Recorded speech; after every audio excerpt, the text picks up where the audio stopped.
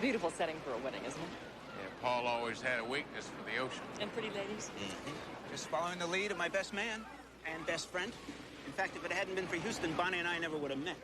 Matt used to come and drag Paul out once a month to go sailing. That's where we first ran into each other. Literally. Bonnie was in a little Hobie cat. I was the wheel of Houston's boat. And then I saw this beautiful brunette. And I just couldn't take my eyes off of her. That's right, he steered off course, damn near sunk my boat. How does it feel to be the catch of the day? Catch of a lifetime. Hi, girls. Bonnie?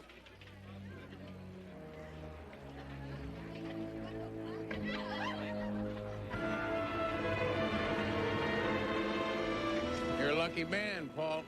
She's a special lady, I envy you. Oh, now that's a switch. What's that supposed to mean? Houston, I have envied you since day one in college. Rice University's BMOC, class president. You were fighting off more cheerleaders than you were tacklers. Good days. Best of yet to come, my friend. I agree.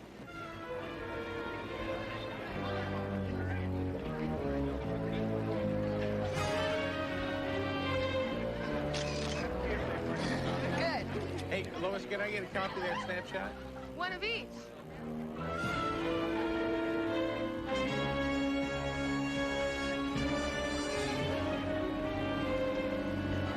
When do you leave for Acapulco? Tomorrow. Tonight it's the honeymoon suite at the Majestic Bay Hotel.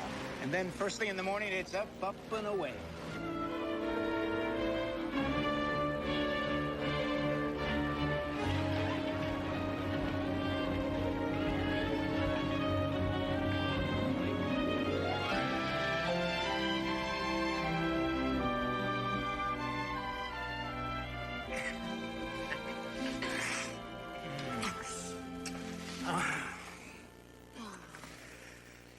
I never, ever thought I'd be this happy. Hey, you better get used to it.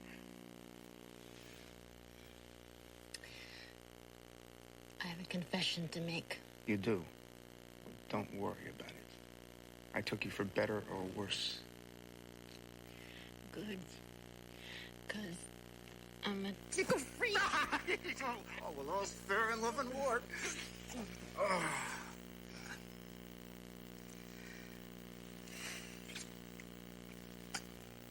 Have I told you lately I love you, Mrs. Chapman? Not in at least 5 minutes, Mr. Chapman. I love you.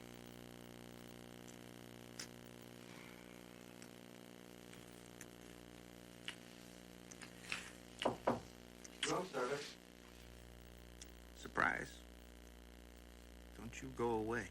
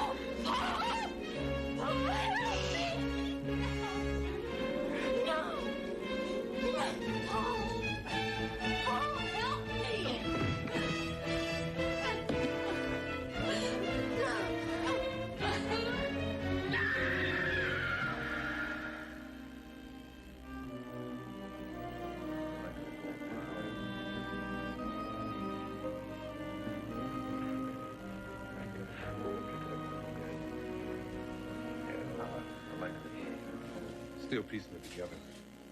Killer grabbed a waiter, stole his uniform, came in here and knocked out your friend, and, well, you know the rest. Nothing was taken. Right, this is not a robbery. Paul didn't get a look at the killer. Got hit the moment he opened the door. After that, everything was a blur. Jump, please. You said you were his best man at his wedding? Right now, what he needs is a best friend.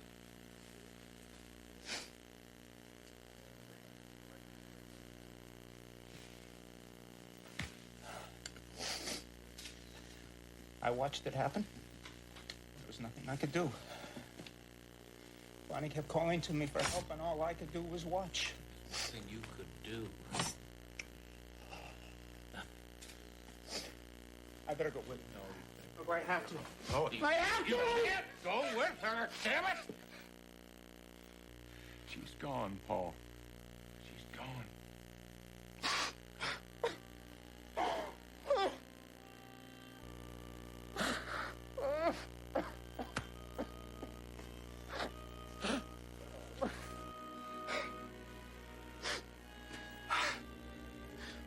What am I supposed to do now? I can't go back to that house without her. You're gonna come home with me. We gotta find out who did this, Houston. We have to. Find him.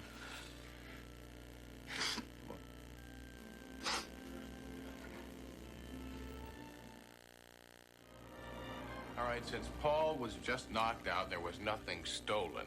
Now, Bonnie had to be the target all along. Premeditation. Yeah, but why? Paul, did Bonnie have any enemies? Everybody loved her. And what about old boyfriends? A crazy one, a jealous one? Wait a minute. Wait a minute. Russ Sloan. He was pretty upset when Bonnie broke things off with him. My God, that's it. Matt, he could be the one. You sure you're not reaching? No, look, he kept phoning her. He was threatening her. He was pleading with her. He even took to following us around with binoculars. Well, let's go pay a visit to this Russ Sloan fella. Come on.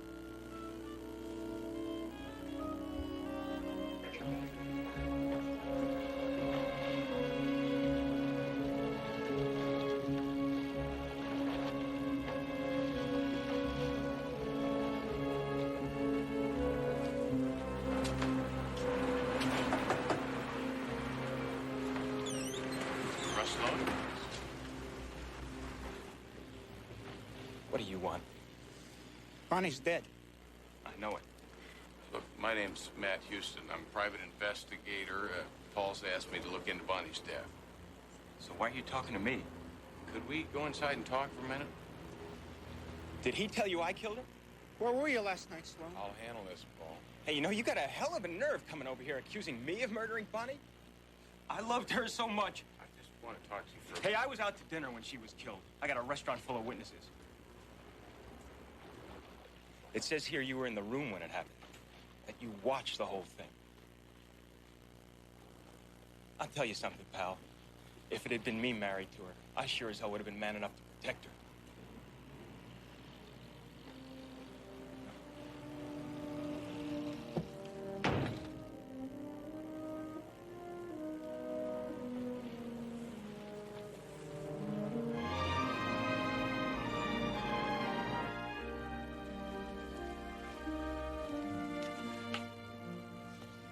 I can see by the look on your face, the ex-boyfriend lead turned out to be a dud. Hell, I won't know for sure. Till I check out his alibi, what'd you come up with? Police forensics came up with one single stray fingerprint, too smudged to be categorized. Houston, we've been going through the guest list of the wedding. To be honest with you, we don't know what we're looking for. Paul is on the razor's edge. He's a grown man, Matlock. He can take care of himself. Hell, I'm not so sure. He loved Bonnie with every ounce of strength he had.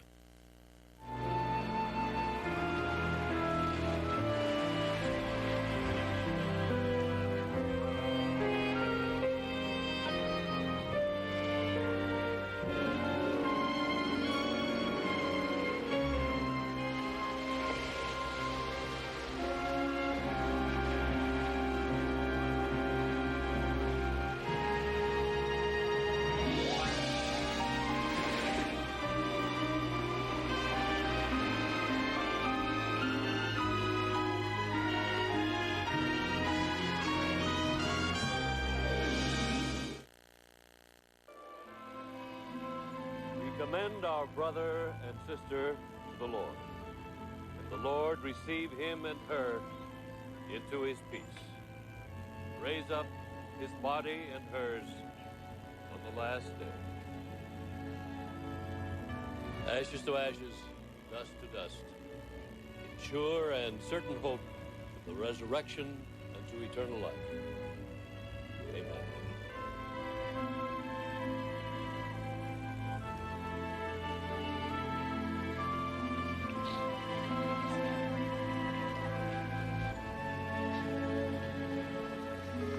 Could have prevented this.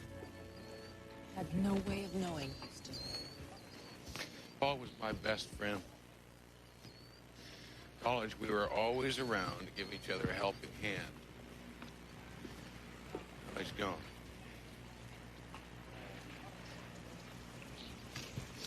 DJ, you shouldn't have done it. It's not right. Suicide is not an answer. Houston, he was confused. He didn't know where to turn. He needed my help. You did everything you could. That's not good enough. It's just not good enough. See, there's somebody out there now that's killed 2 people with 1 blow.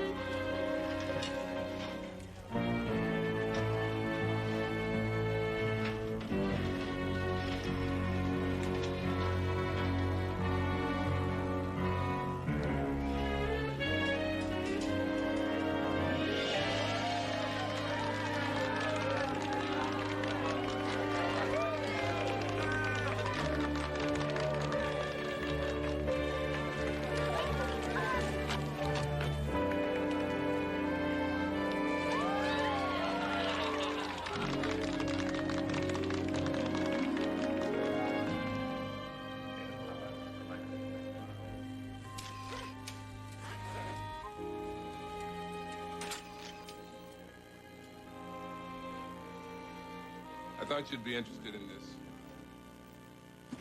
Who was she? Mary Ann Klein, actually make that Crawford. She was married 6 hours ago. A serial killer? That's what it looks like. Just claimed his 2nd victim. His 3rd victim, Hoyt. I heard about Paul's suicide. I'm sorry. Look, we have got to stop this man before he kills again. We're doing everything possible. We haven't got a single clue. Well, look, don't serial killers usually use some kind of a pattern? Don't you think I know that? And we're looking for that pattern. Look, Houston, this killer could strike again tomorrow and disappear for 2 years. He or she could be in another part of the country by now. Could also be stalking his next victim right underneath our noses. Right. Hopefully, forensics will come up with something this time. Until then, all we can do is wait. Houston! I don't suppose I could talk you into leaving this to us. With my best friend and his bride dead? Well, just be patient, old buddy. I can't be patient.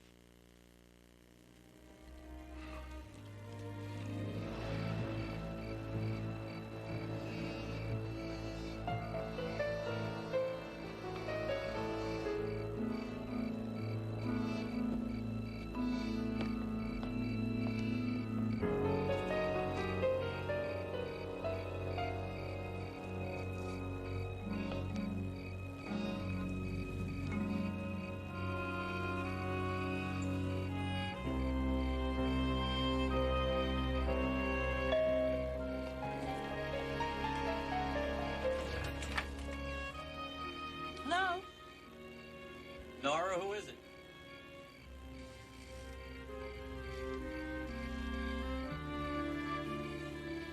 Curtain time in 30 minutes, dear. You better get started. It's Nora with no signature. Someone you haven't told me about? Skeletons in the closet? Maybe we should call the wedding off. And take back all those presents? You gotta be kidding.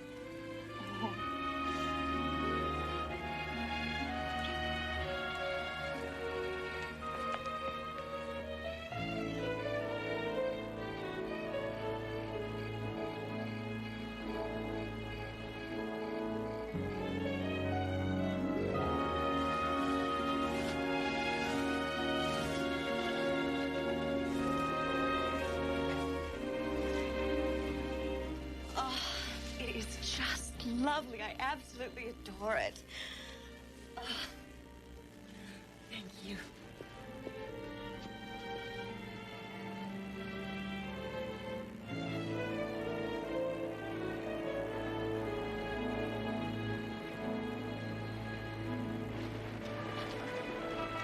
Thank you so much for everything, Mrs. Saboroff. Nora? Stay away from me. Nora! You don't understand. Look, you got the rose, didn't you? Then listen, I know that you're getting married, and, well, I just don't think you should.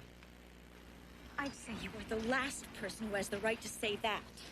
Nora, you can't get married. I love you. That's ridiculous. We haven't seen each other in years, and we both know the reason why. I'm just asking you not to do it. There is something you have got to understand. I am getting married on Saturday, and there is nothing you can do about it.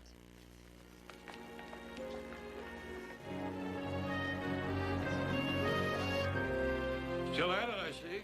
Yes. And realizing that Hoyt was right. There's not enough here to establish a pattern. One thing is for certain, the killer does his homework. See, he always seems to know all the details about the victims' weddings, even right down to the fact that he knows where they're going to spend their wedding night. So we're trying to find out how he knows.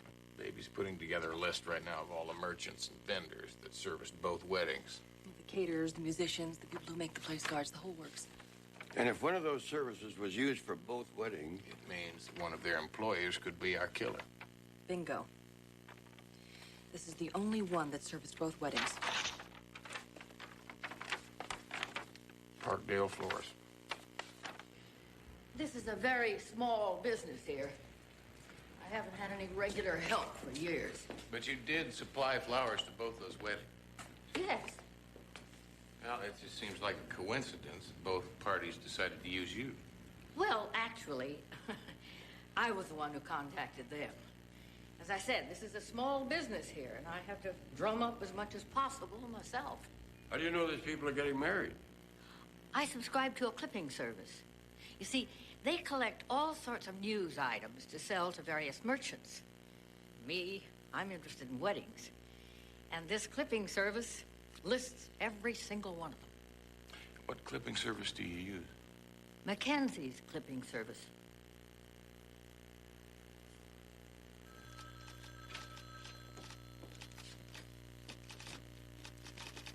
Can you tell me where I'd find the supervisor?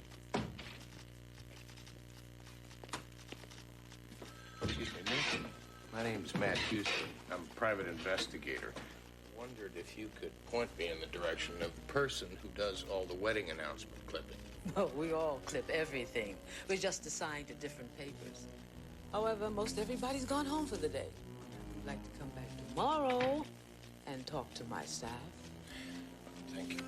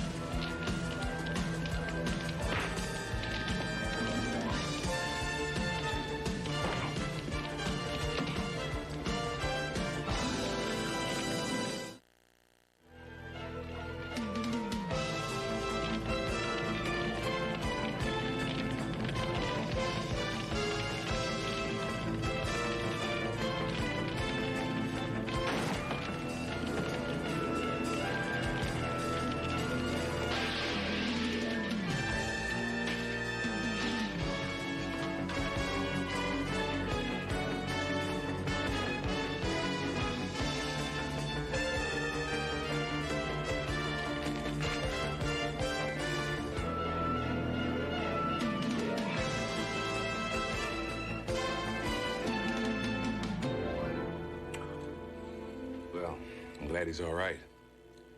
Tell me, did you get a look at the assailant? Nope. Any idea who might be trying to kill Houston this week? Maybe.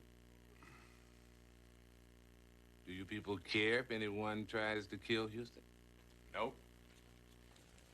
Matter of fact, I'm thrilled. Are you out of your mind? No, I'm just getting very close to the Honeymoon killer. He's the one that attacked me.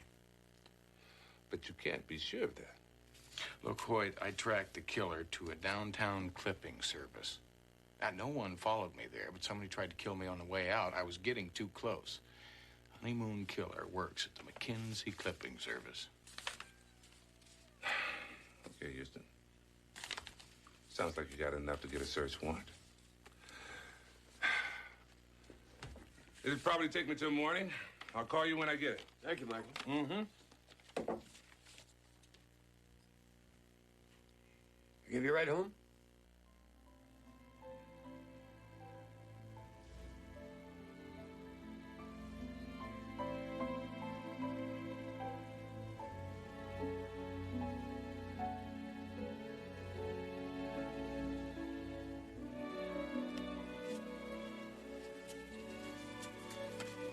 No. Just give me a ride back downtown to the McKinsey clipping service. Hoyt may be able to wait till tomorrow, but I can't.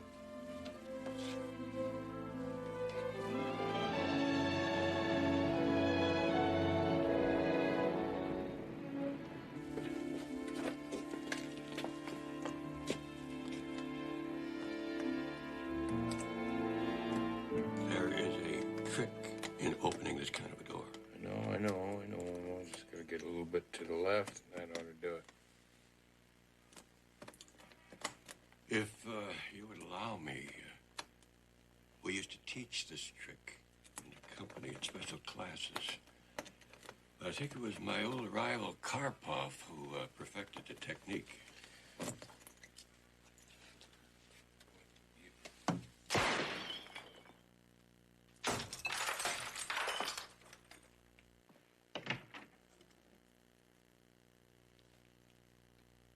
Of course, we usually preferred to use a silencer.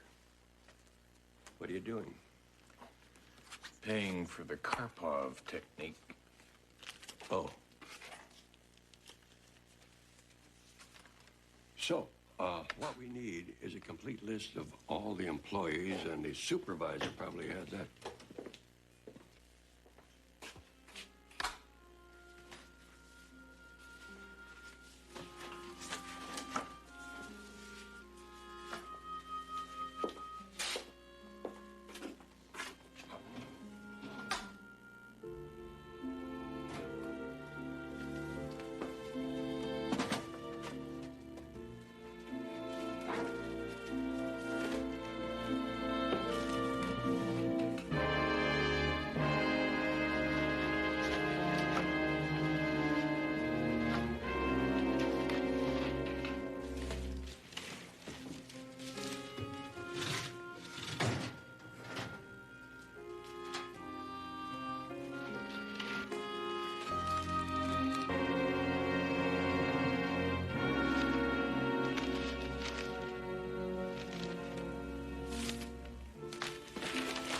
Find something?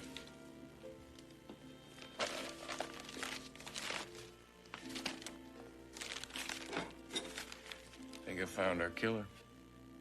Perry Brandon. Clipping of Bonnie's wedding announcement, the second victim's wedding announcement. And here's one taking place tomorrow at the Queen of Angels Church. Our killer's next victim, it would seem. Seems like he's been doing his homework. Well, maybe it's time we asked him about that. So where do we find him?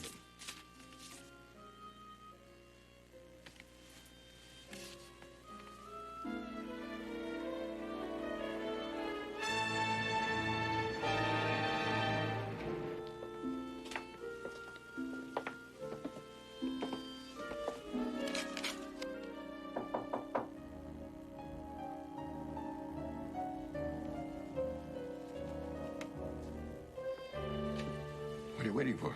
See if you can tell me that there's a special trick to opening this lock. Nope, not me. However, Peerless Eddie Pierpoint, the lock-picking specialist at the company, had a technique. Always make sure the door is locked first.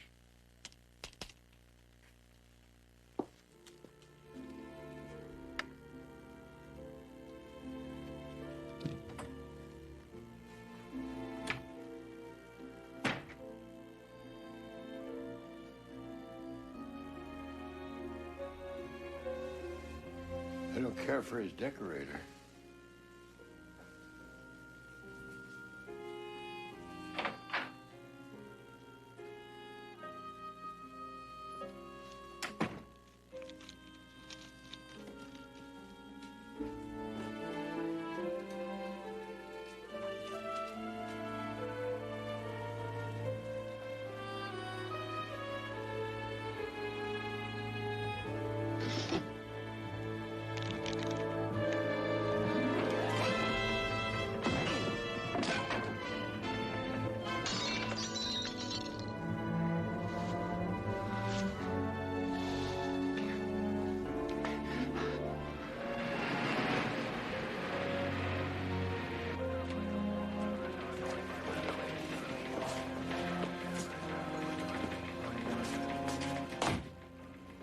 Says you broke into his apartment, started rummaging through his things. He tried to stop you, and you beat him up.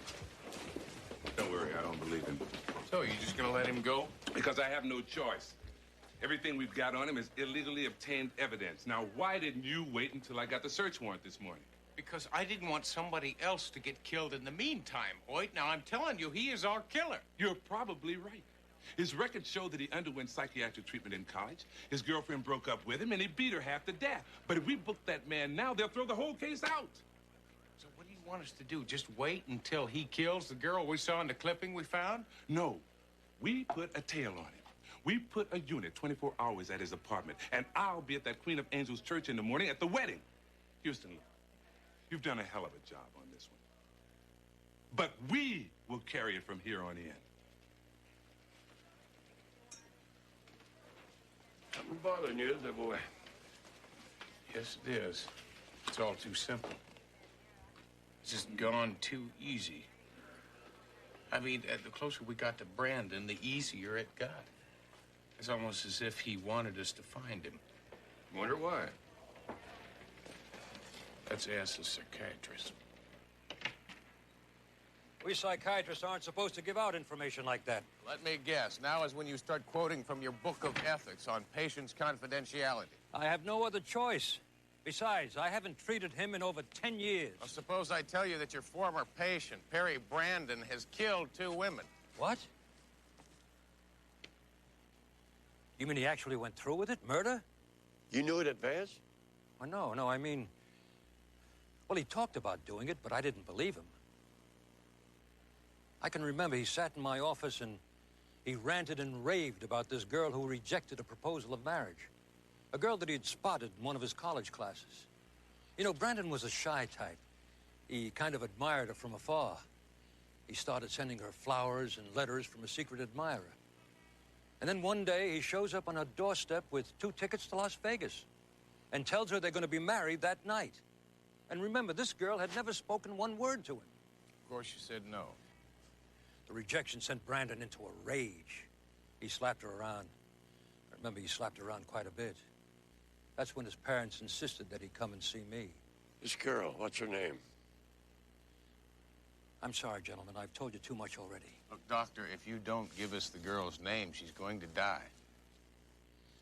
Ethically, I can only tell the intended victim, her family, and the police, if I'm convinced that a murder is about to take place. Frankly, you've convinced me that one is. Well, that's good.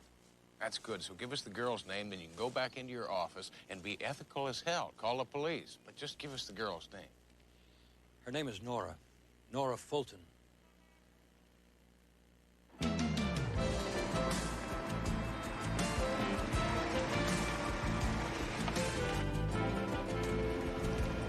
How would you like to make $50? I want you to drive around and meet me in the back of the store.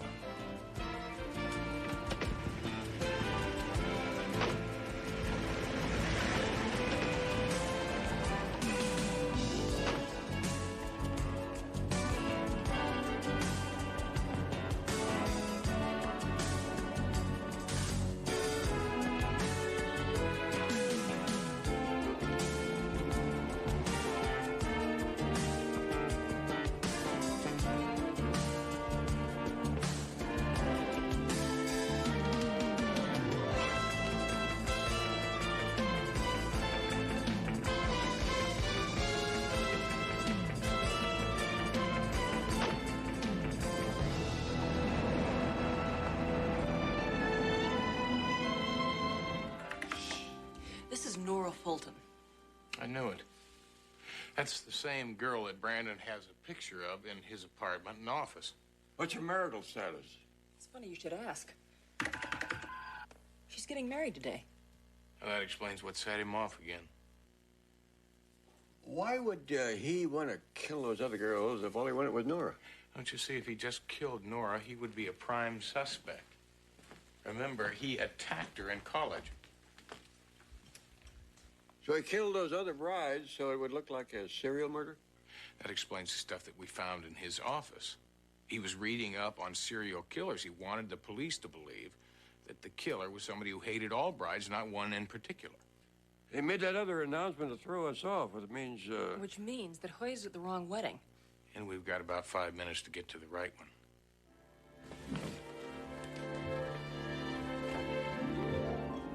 And do you, Nora, take Cyrus as thy lawful husband, to have and to hold,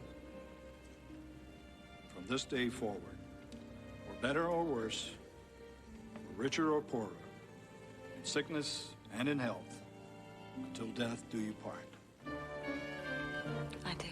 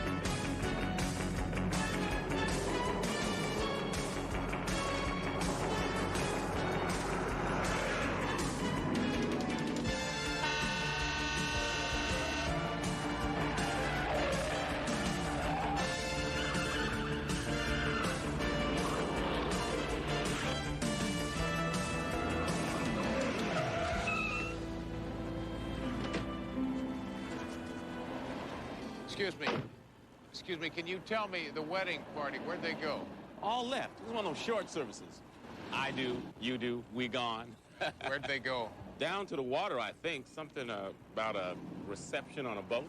I think a reception was mentioned in the wedding announcement. Yeah, here it is. Surfside Marina, slip 37. Let's go. Call CJ, tell her to get a hold of Hoyt. Have him meet us there.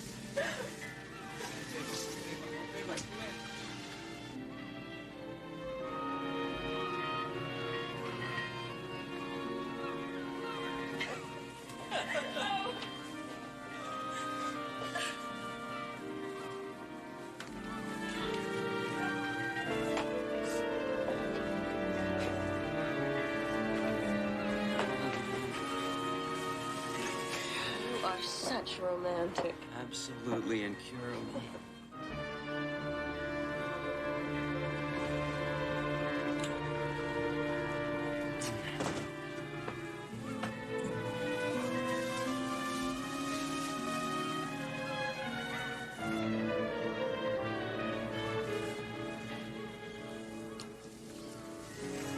Oh, I wish we could cancel the reception.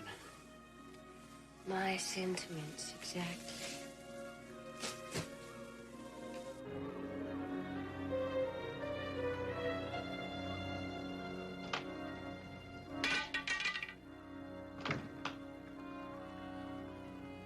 It's too late. That'll be the caterers. I'll tell them where to set up.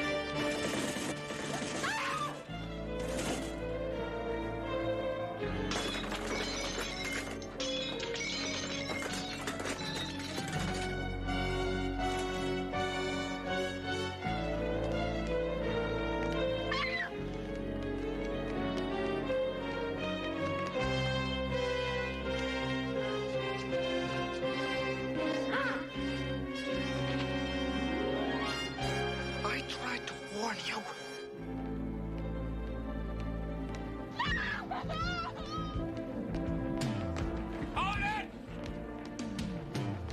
Check on the girl. Right.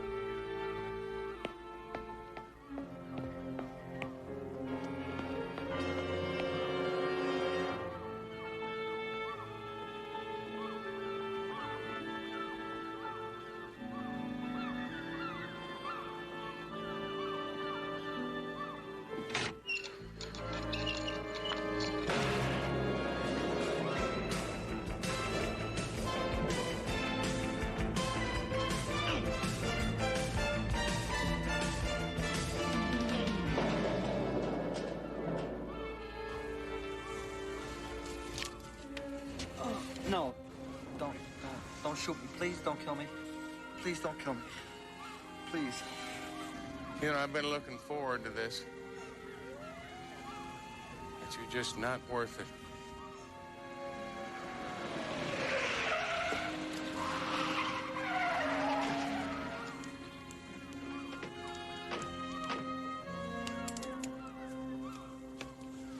You better take this before I change my mind.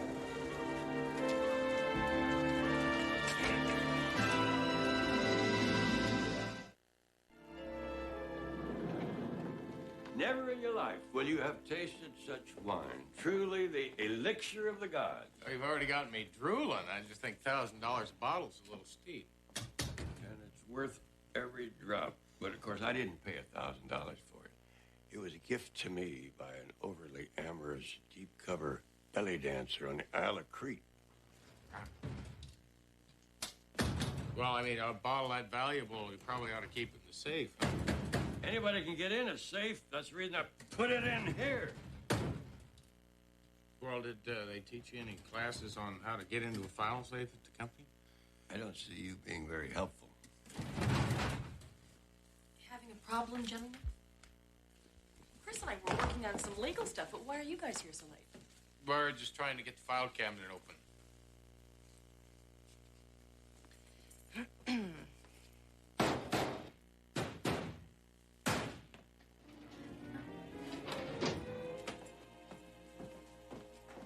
Anytime you need some help, let us know.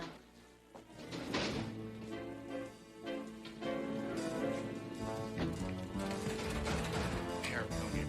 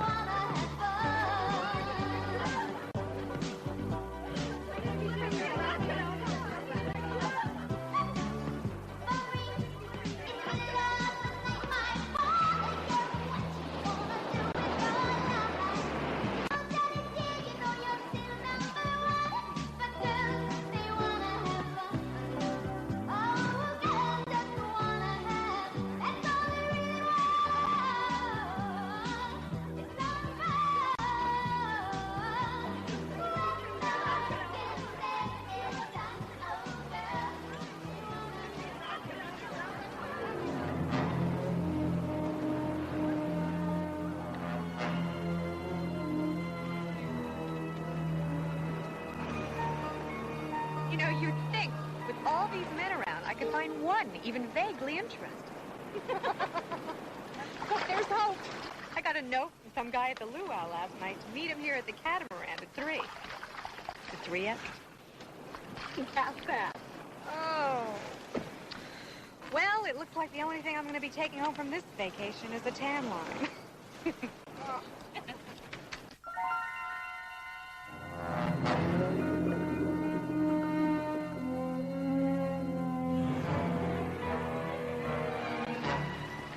Beth, didn't you tell me that you have a fiancé in Chicago? Sure, but a girl's entitled to bring back a souvenir, isn't she? I see.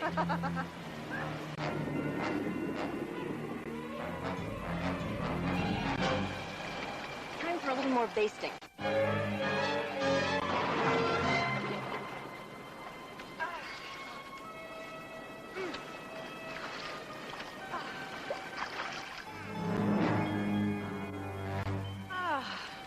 Sun is brutal.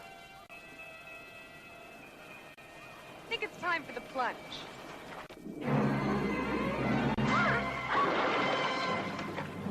Water must be real cold, huh?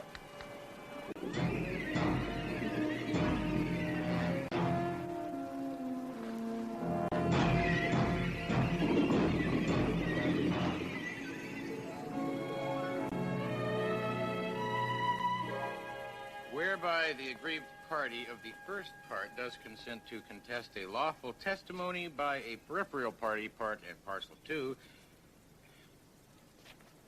This is gibberish. Nope, that's legalese. Well, what's the difference? Legalese is gibberish written by lawyers at about $200 an hour. Houston, CJ's on the phone. Hey, CJ, how's the vacation? Well, it was fine until late this afternoon. That's when a guest disappeared into the ocean. I was with her when it happened, Houston. Accident? I don't think so. Neither does the owner of the club, Andrew Moffat. He's here with me now. And the Coast Guard is still looking for the body. Houston, Don't tell me you volunteered our services, right? I hope you don't mind. Not at all. First thing in the morning, be soon enough. See you then. Thanks.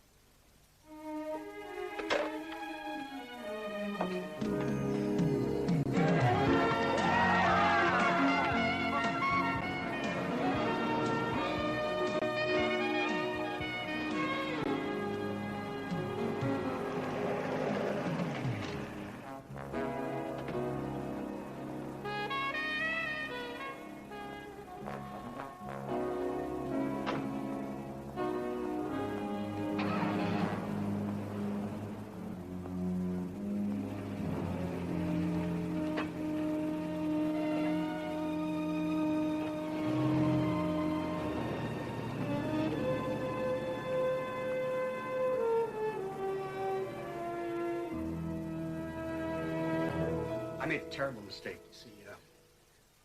3 days ago, another girl died. Janet Rogers, another guest of the hotel.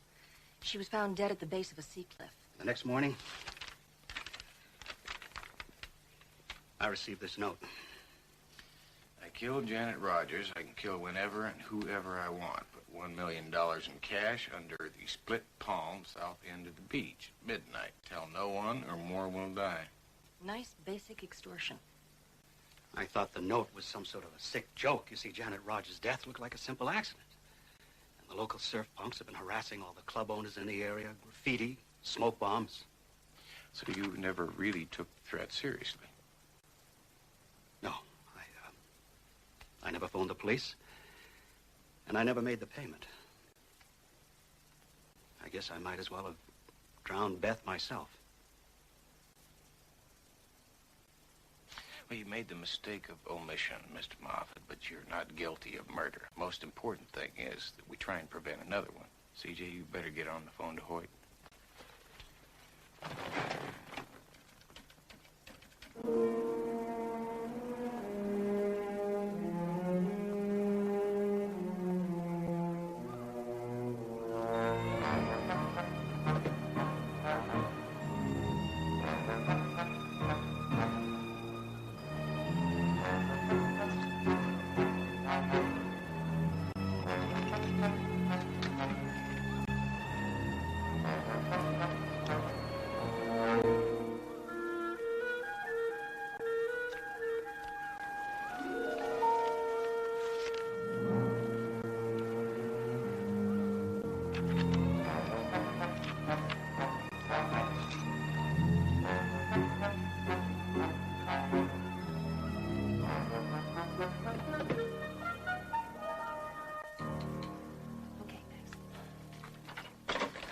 sending over a forensics team, and he'll be here himself as soon as he can break away. And we've got to close the club as quickly as possible. Of course, I don't want to jeopardize anyone else's life. But I don't know where I can raise that kind of money. Mr. Houston, every penny I have is invested in this club. Worry about the money later. We've got to get the guests safely away from here. You think there'll be another extortion note? I'm sure of it. See, once we get the guests away from here, the killer will have no bargaining power. Hopefully he'll move on.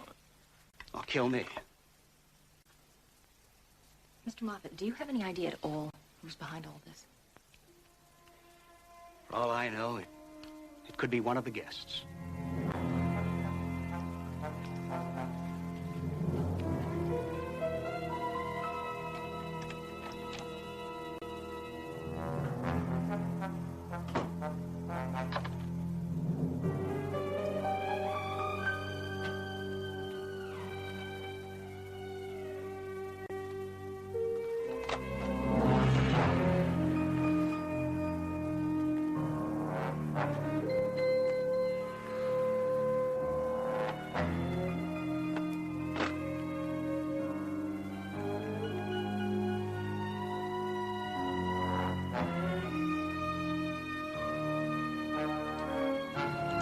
That's a picture of Janet Rogers, the first victim. Oh. And this is a picture of Beth Thompson, the second victim. You have photos of all the guests at the hotel. We try to take arrival photos of all our guests. They get a picture as a souvenir, and we use the pictures to keep track of who's who, remember them by name. It gives the hotel a more personal touch. Okay. We have copies of all guest lists, employee records, businesses who supply us. Roughly anybody who has anything to do with the club is right here. Terrific, thank you. You're welcome. Houston, I'm going to take all this info back to the office. Uncle Roy and I will put Baby to work on it. The Coast Guard still hasn't recovered a body. I'll keep you posted. I still don't understand what you're looking for. I don't know, a foothold. Maybe an employee with a past, a guest with a grudge. Maybe a connection between the two victims is something that might let us know why this is happening and who's doing it. Suppose it's just someone who figures my club is an easy target for $1 million scam. We pray that he makes a mistake. I'd like to see the spot where the first victim fell. All right.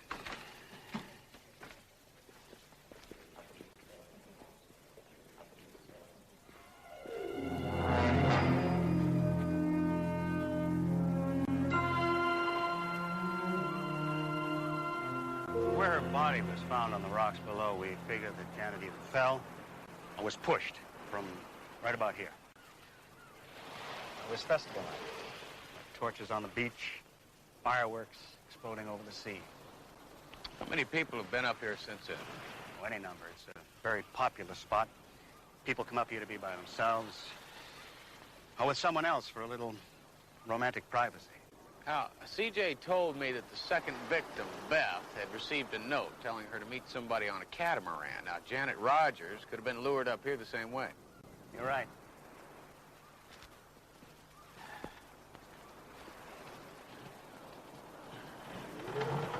Hold it.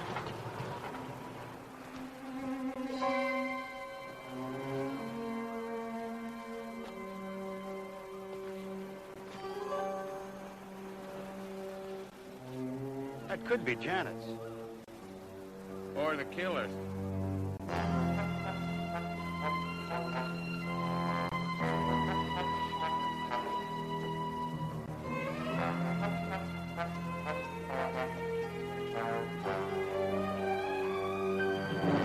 It's on vacation. I'm here for less than 24 hours and I have to leave. I'm sorry, Miss Johnson. It's for your own protection.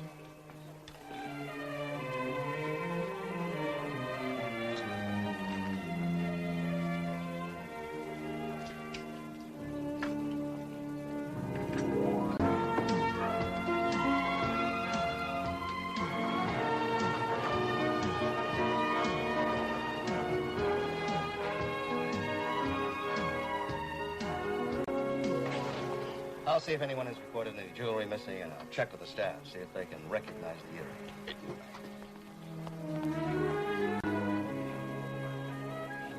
Oh, Mr. Houston, this is for you. Thank you. You're welcome. Who gave this to you? Nobody. I found it here on the reception desk. Thank you. I know who you are. If you care to discuss it further, be at Lomax Cove 230. No signature. Where is this Lomax Cove? I'll point you in the right direction.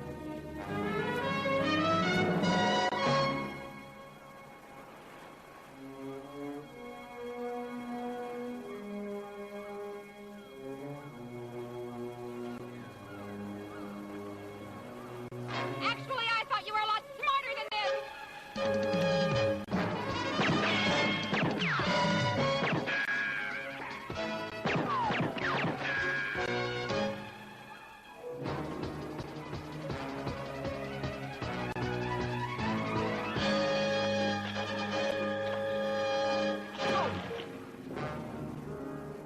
All right, the game's over, and so's this little extortion plot of yours. Mine. You're the one who killed Janet Rogers. Wrong. I'm a private investigator. I've been hired to find out who killed her. Who the hell are you?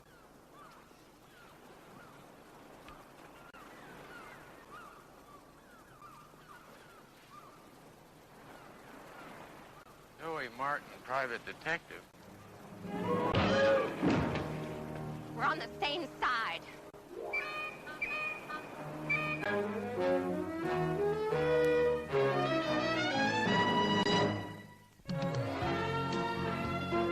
Just a reminder, buses will be leaving for the airport every 15 minutes. Everyone must be checked out of the hotel in the next 2 hours.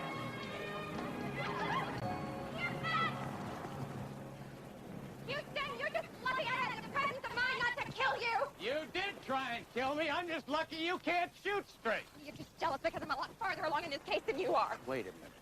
You want to know how far along I am on this case? I'll tell you, I'm far enough along that I can book you on suspicion of murder. Me? Yeah, you. See, I found your earring up on that cliff where the first victim fell to her death, huh? Huh? Well, if you were a trifle more observant, Mr. Houston, you would notice that I'm wearing 2 earrings. Unless, of course, you're dumb enough to think that I carry a spare. And if you knew anything about jewelry, you'd know that those are antique. Handmade, very rare. An heirloom. There are only 2 pair in existence. One belongs to me. And the other to my sister. You mean to tell me that the first victim, Janet Rogers, was your sister? My one and only.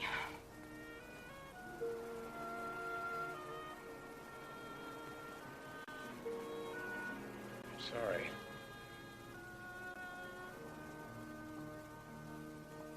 She was divorced last year. That explains a different last name.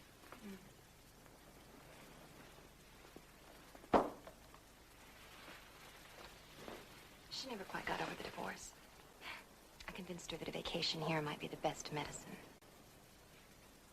Last week, Janet called me and told me that she'd met a man she was crazy about. That was the morning before she was killed. You think this fella lured her up to the cliff, pushed her off? I'm sure of it. 3 days ago, I buried my sister. I stood by her grave and tried to cry. But I couldn't. Not as long as her killer was free. I understand.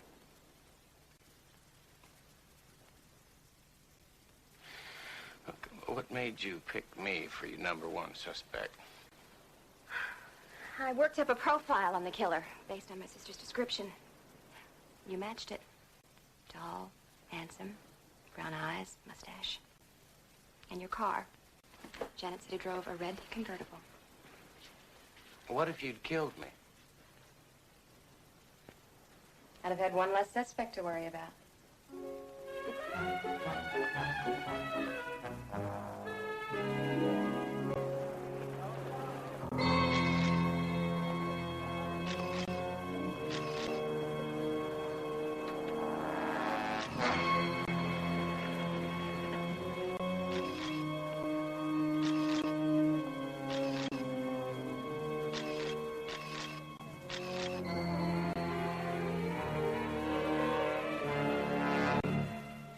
been thinking. I've decided to let you assist me in this case. Me assist you? Yeah, well, since we're both working on the same case, it only makes sense that we work together. I agree, but you can't just come charging into my Oh, game look, like... I've already drawn up a profile on the killer, and I've completed several scientific tests. Scientific tests. Yes, the foundation for all good detective work. You see, I took impressions of the footprints up on that cliff before you trampled all over them. Our suspect is 6'2", weighs 170, 180 pounds, and his left leg is slightly shorter than his right leg, which forces him to wear corrective shoes.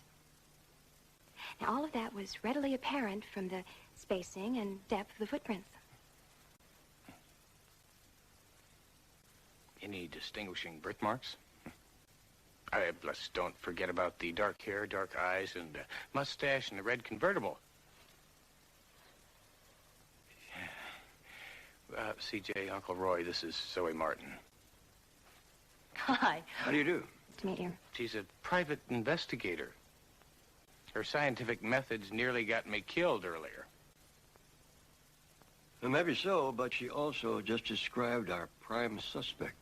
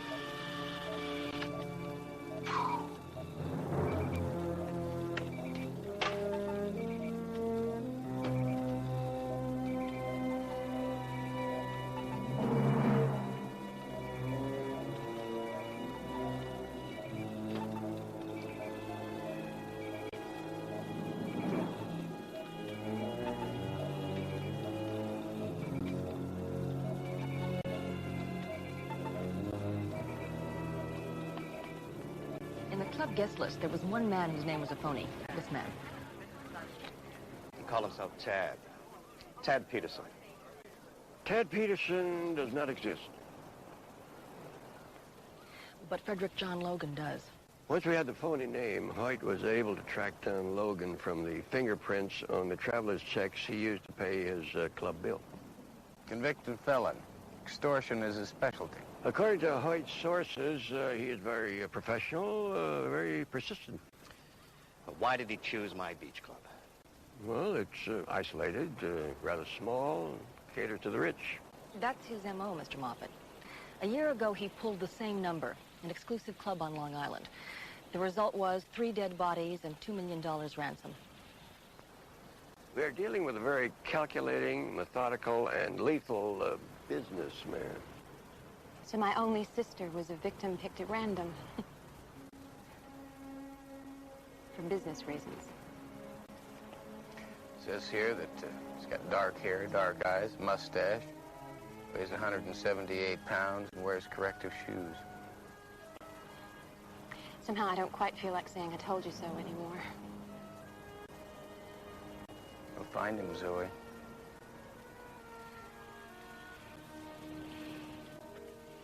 It looks as though the Coast Guard divers have found something else.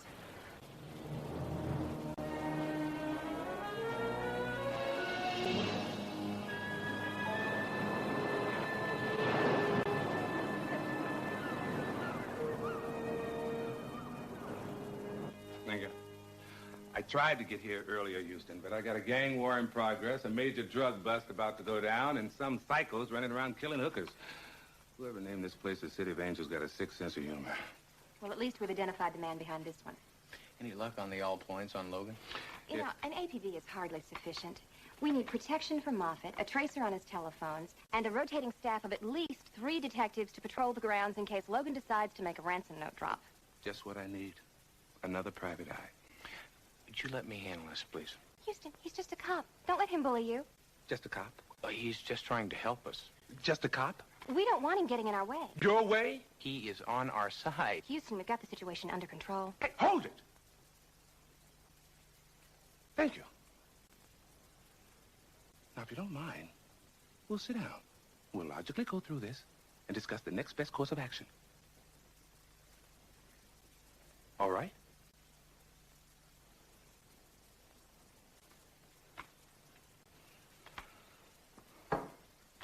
Look, like wait, I said, we've got first thing we've got to do is get protection on Moffat. two Secondly, you victims got who don't tracers on the seem to have telephone. anything in Thirdly, I common. don't know how you can I found possibly an get by with earring less than up 3 on a guards in cliff. this place.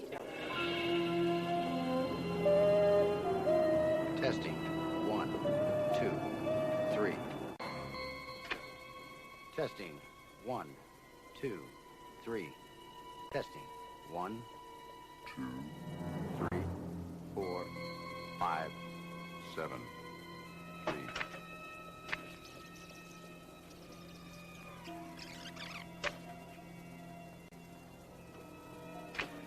Testing.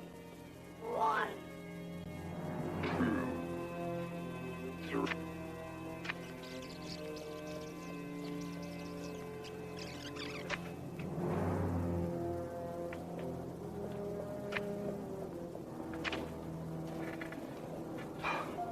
You should have listened to me, Moffat. You should have paid me off when you had the chance. Okay, maybe I made one mistake. Tried to make the murders look like accidents so the cops wouldn't get involved. No matter. You're still gonna give me what I want. I really didn't want to have to kill anyone else, but you forced my hand, Moffat, so I've enclosed a picture. Study it carefully, my friend. Very carefully. Because by the end of the night, someone in this picture is going to be dead. Perhaps then we'll talk business.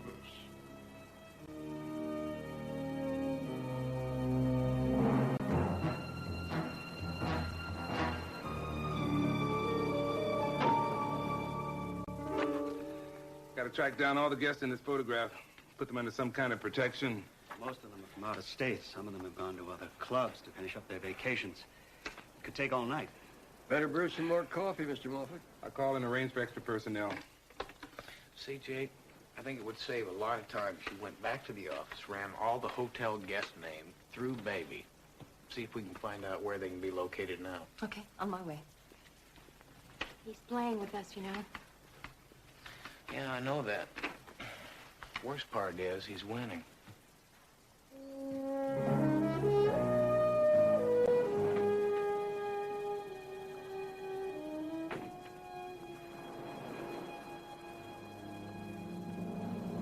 Looks like there are 15 people in this bus, but we may have to have the picture enlarged to see the ones in shadow. Logan told us to study the picture carefully. So what's your point? Maybe we shouldn't be looking for the obvious. Like instead of one of the guests being Logan's target, could be someone else, like, say, the bus driver?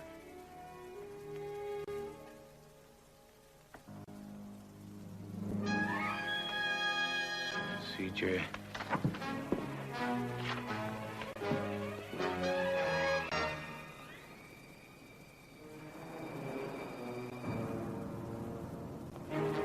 CJ! Stop!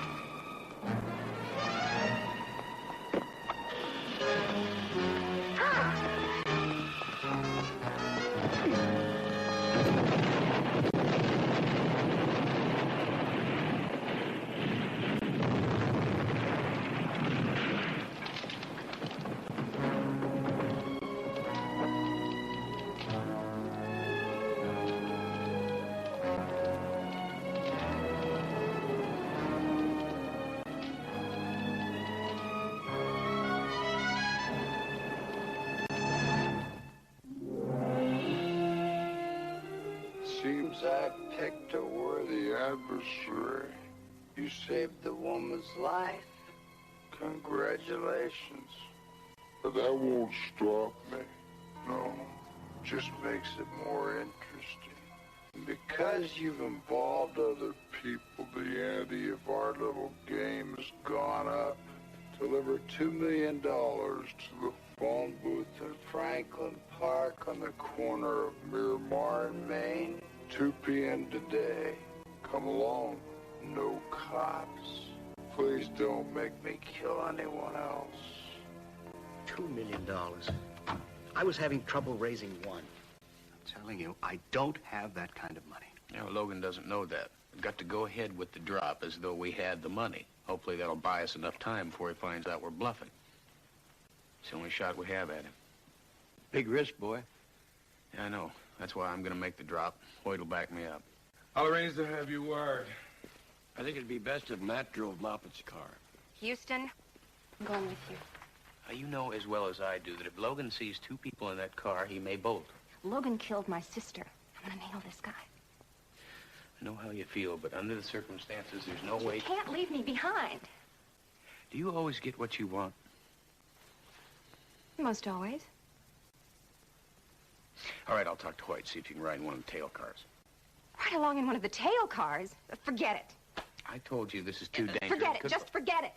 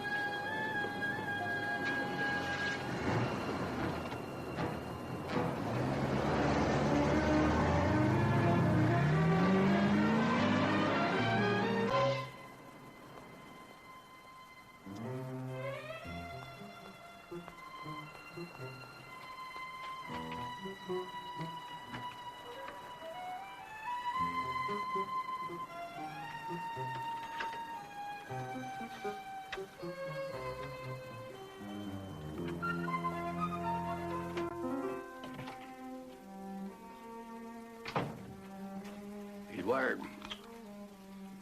Get the drop-off point covered. A couple of plainclothesmen are there already. I hope they keep their distance. Let's go.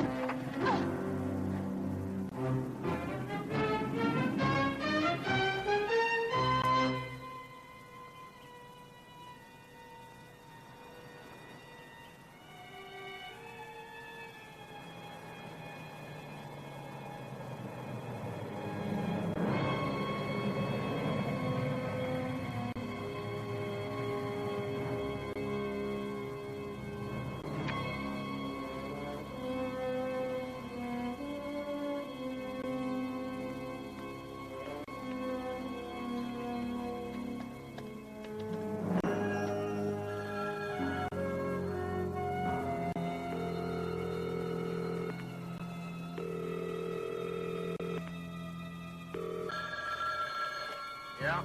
You're not Moffat. No, but I work for him. He was afraid to meet with you. Now, I am here, I've got the money, and I'm alone. We'll see. There's a phone in the park on the other side of the hill. Be there in 2 minutes for further instructions. Or you're a dead man.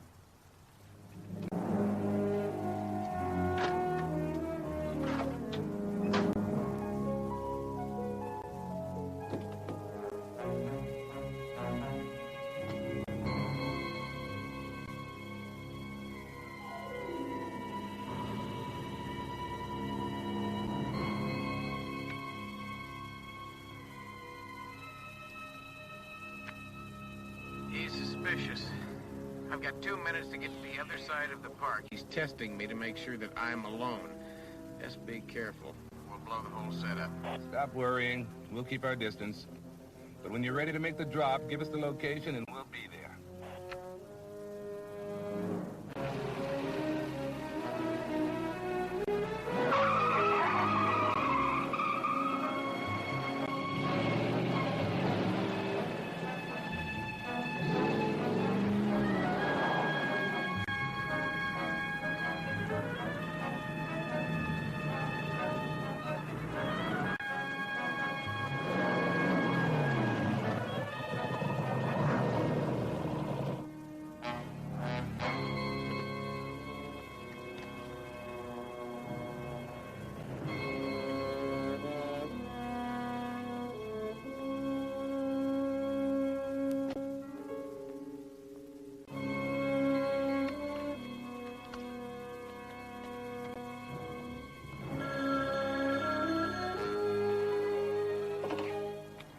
Satisfied? Not until I get the money. But at least I'm certain you aren't being followed. Meet me at the east end of the park where you'll find a closed refreshment stand. 10 minutes.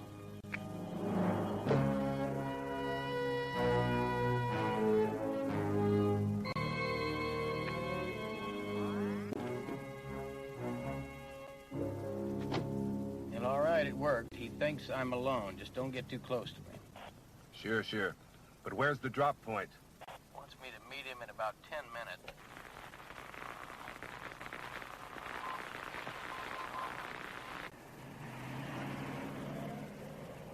Is that a coincidence?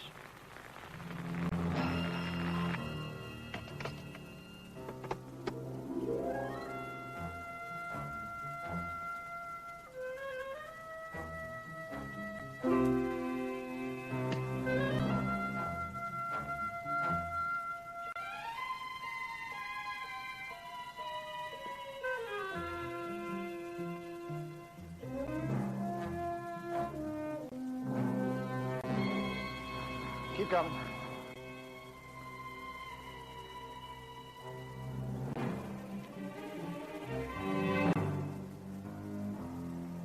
Hand me the briefcase.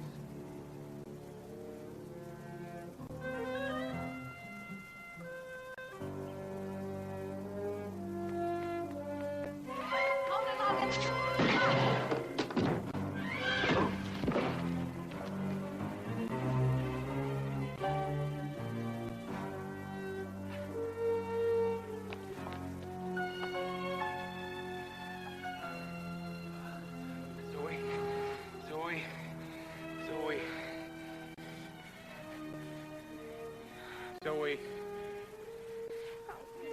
Get away from me, idiot! I'm all right. He's getting away.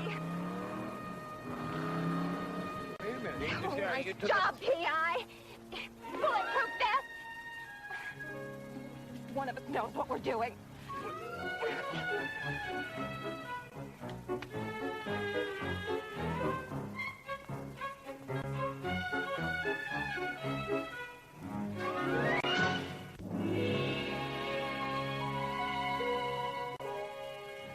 He outsmarted us, Hoyt, plain and simple.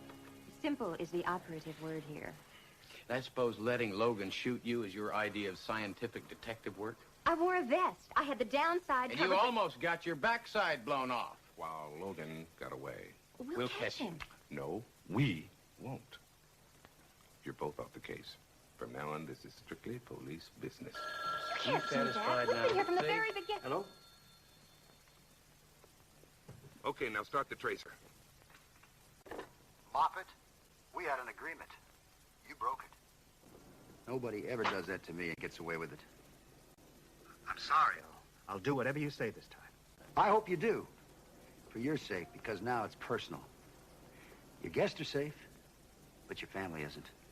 Your beautiful godson in Pasadena, your mother in Ventura, they might be the next target. Or maybe someone else, maybe you. How do you know about my family? I'm a smart man, Moffat. Much smarter than you or your friends. Get the money. $2 million. Or someone you love very much is gonna die.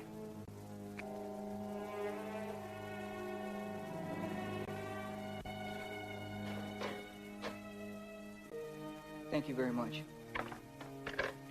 Could only trace it to section 63. That's as close as they could get. Let's go, DiMaggio. I'm sorry, Moffat. Logan wasn't on the phone long enough to complete the trace, but we were able to narrow it down to a small area near the port of L.A. Now, I'm going to order every available unit right down there. We'll search door to door if we have to. I want you two to stay out of it. And if you try to pull anything cute, your problem. Let's go, Mother. You're not going to let him tell you what to do. I just did, but it doesn't mean I have to listen to him. Are you familiar with the art of scientific detection, Miss Martin? Let's run the last tape Logan sent.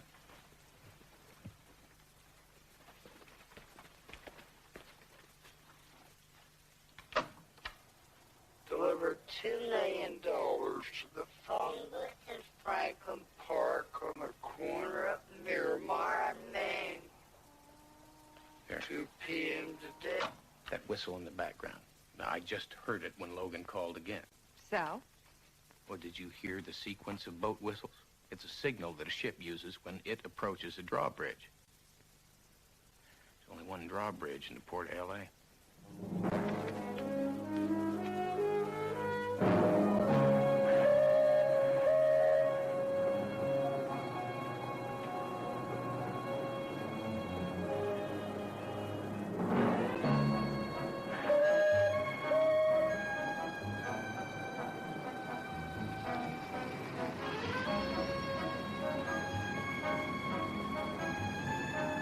There's his car.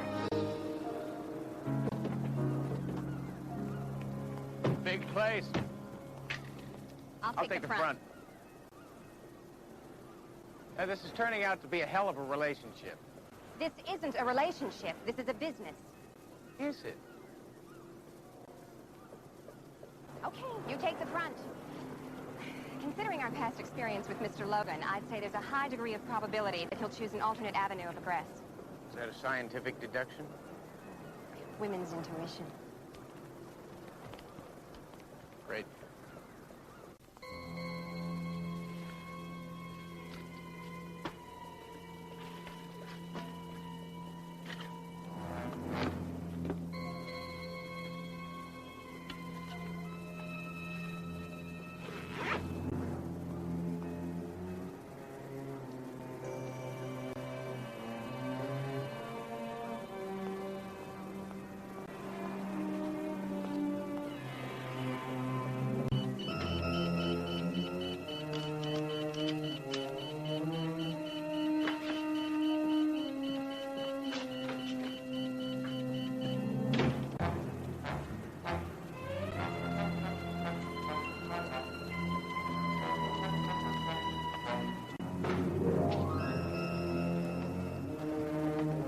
Hello.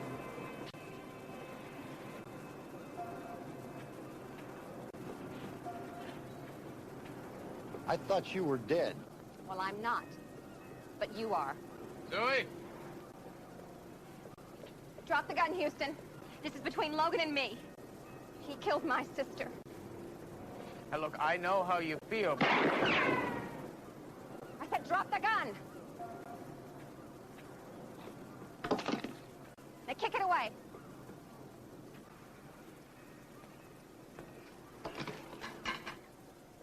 Don't come any closer.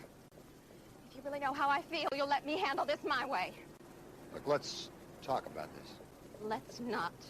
Zoe, you have got him. The 2 murders, the extortion, they're gonna put him away for life. You don't have to kill him. You sound like Hoyt. I sound like a professional. This is business, remember? Is it?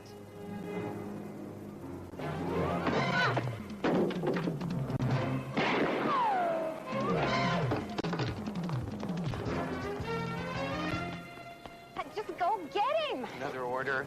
Mine.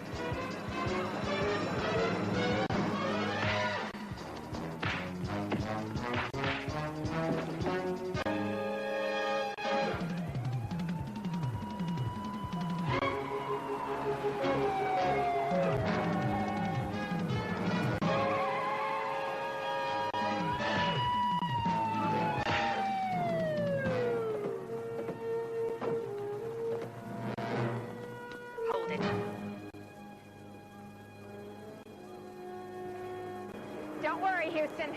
I'm not gonna shoot him.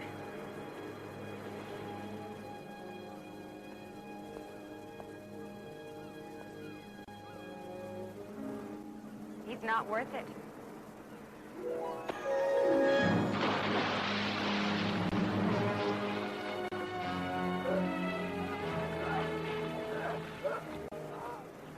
I told you I wasn't going to shoot him.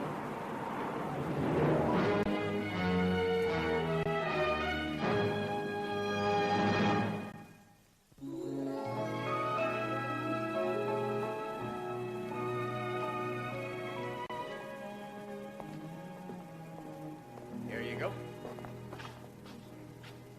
And I want to thank you for buying dinner tonight, Houston. We sure don't have restaurants like that back home in Seattle. Are the portions always that small? Well, it's the least I could do. Take my favorite lady detective out to dinner on her last night in town. Am I really your favorite? Of course you are. You're the only lady detective I know. Well, I think we make a great team. You do. With my brains and your... Well, I'm sure we could think of something for you to do. Well, how very thoughtful of you. Well, I'm always good to my employees. Your employees. I thought you might like to join me back in my Seattle office. Matt, there's so much you need to learn about scientific detection. You can't rely on brawn and good looks forever, you know. I know you'd have to start at the bottom, but... Well, let me tell you what you can do with your bottom, Miss P.I. Martin. I mean, I have had it up to here with you. You're constantly yipping at me, telling what to do. I can't work that way. I tell you what, I've got a good mind to find a wagon, folks, and bend you over my knee. I'm telling you what, I could never do that. I'll tell you what, you're out of here.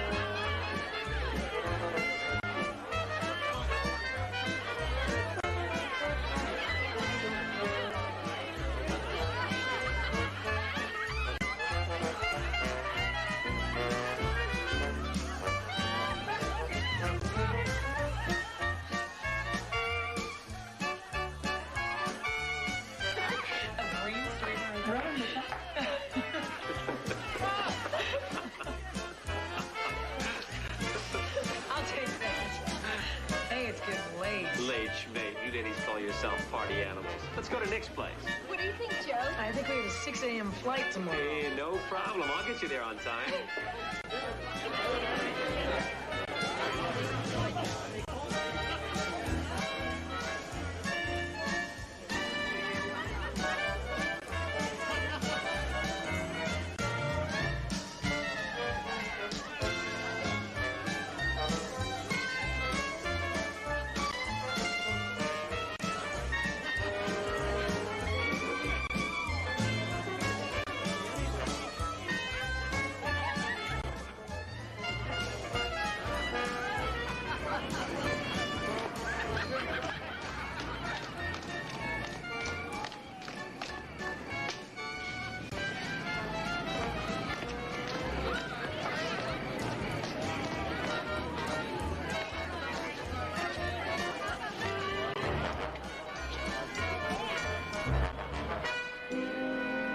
Looking for something?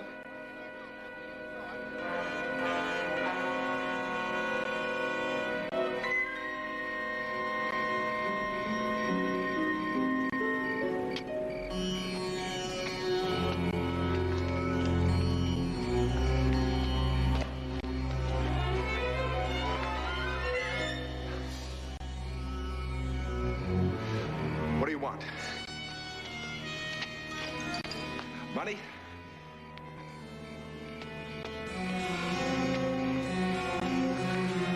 What do you want?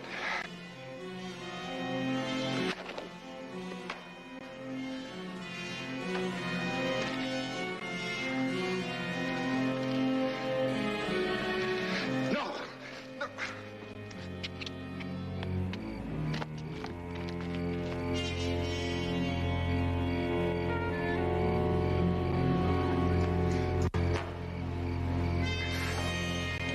No!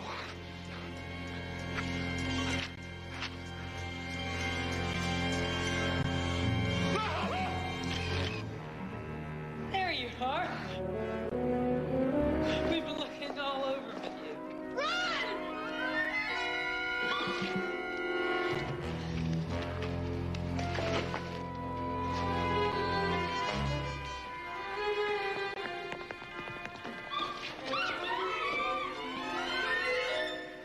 My ankle!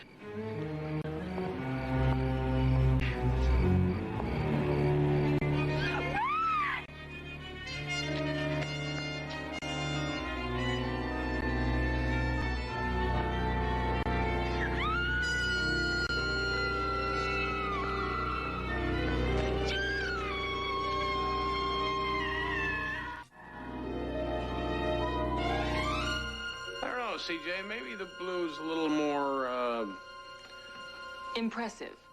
you know, well, I like the white myself. It's subtle yet elegant. yeah, well, it's just that, you know, Joanne's an old friend of mine. Her daddy used to own the best clothing store in Houston. And all the years she worked there, she considered me one of her greatest challenges, so I'd like to look, you know. Impressive. Yeah. That accounts for the gentleman's quarterly routine. When is she arriving? She didn't say on the phone. She just said that she'd flown all night and wanted to see me as soon as possible. Give me that.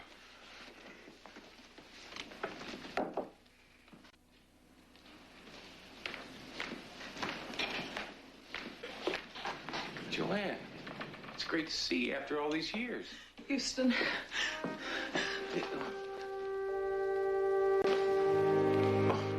I would say the blue was a good pick.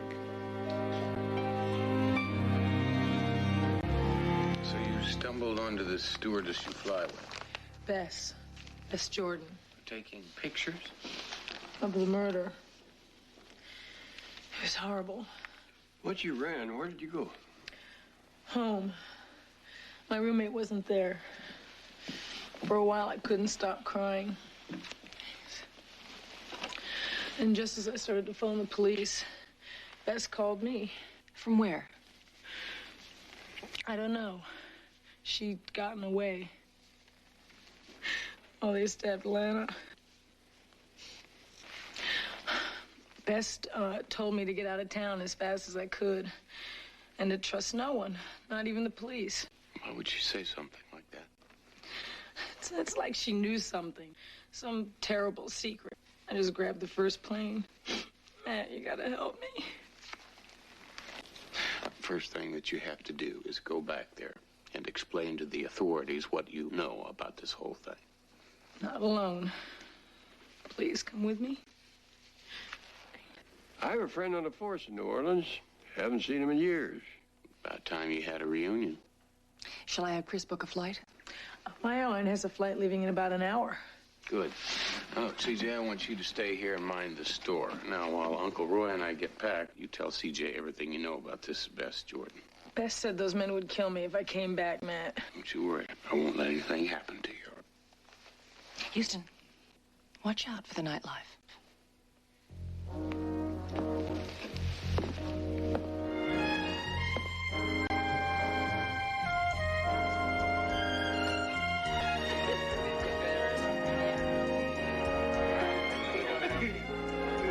I gotta look at them.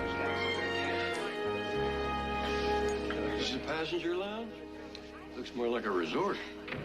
Calder Air is to flying what Cartier is to diamonds. The owner is quite a New Orleans booster. In fact, there he is. Joanne, thank God you're all right. The New Orleans police are looking all over for you. The police? You were spotted along with Bess Jordan at the scene of a murder. They can't find Bess either. Why'd you run to L.A.? To get help. Philip Calder, this is my friend Matt Houston, and his Uncle Roy. Matt and Roy are private investigators. I see. That's all well and good, but no offense, gentlemen. The New Orleans police force is second to none. And right now, they've got some pretty serious murders on their hands. Poor Lana. As a matter of fact, my Uncle Roy has a very dear old friend on the force. Yeah, maybe you know him, Clyde Sinclair? Sinclair, yeah, a detective, isn't he? Close to retirement? Close. He's had his farewell speech memorized for the last 10 years.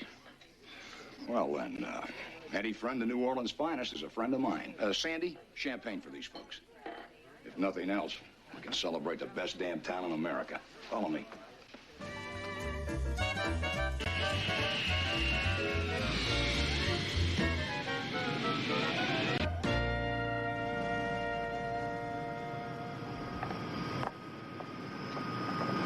Mr. Houston, do you have accommodations?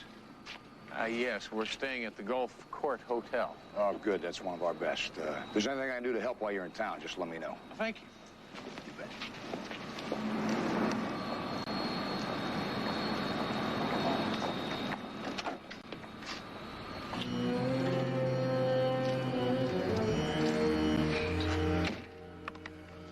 The King girl just showed, with 2 private eyes.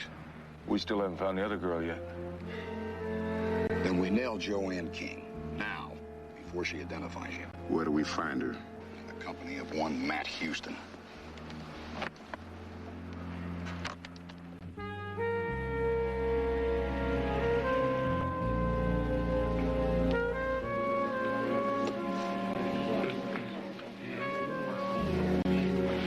Hold it. You're under arrest. What's the charge? Impersonating a PI. The Roy Houston I know is out to pasture in Lotus Land, sunning his backside while the rest of us make the country safe for democracy. Yeah? Well, I heard that the chief of police in New Orleans was thrown in jail for temporary insanity right after he hired some broken-down war horse from Washington who can't find his gun to save himself. Well, I can find my gun all right. I just can't remember what to do with it.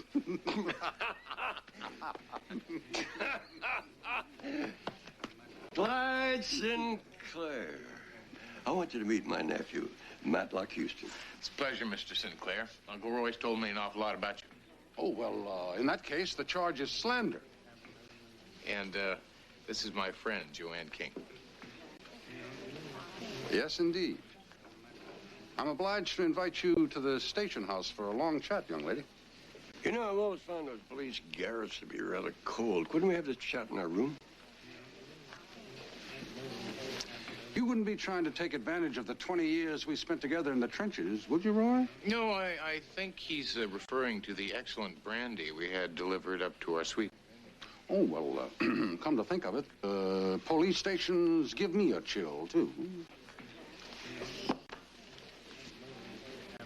Wallace R. Dupree, Chief of Operations for the Bayou Bank of Louisiana.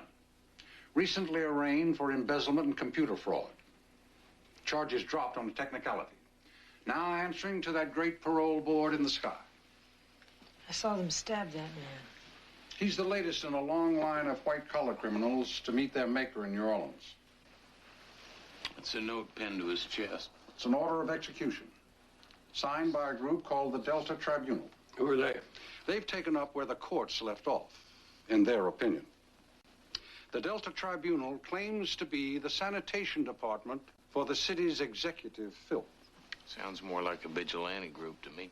They call themselves anonymous protectors of the innocent people of New Orleans.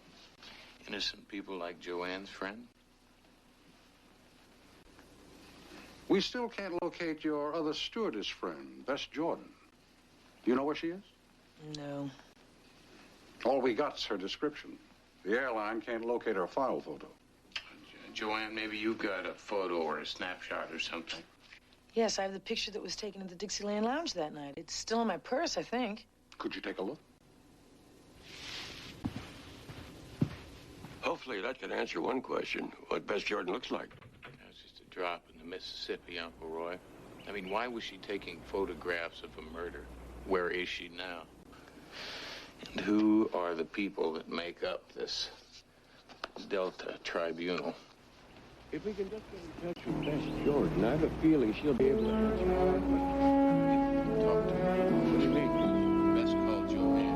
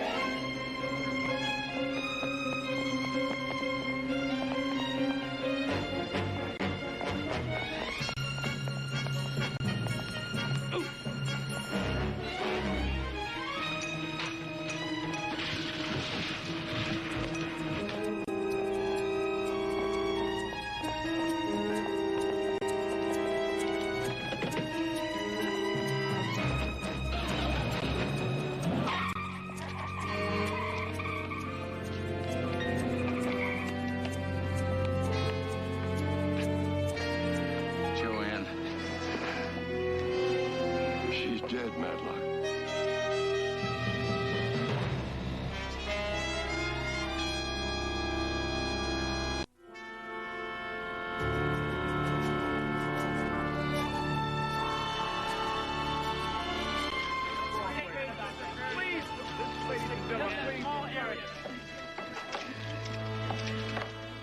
You did what you could, son.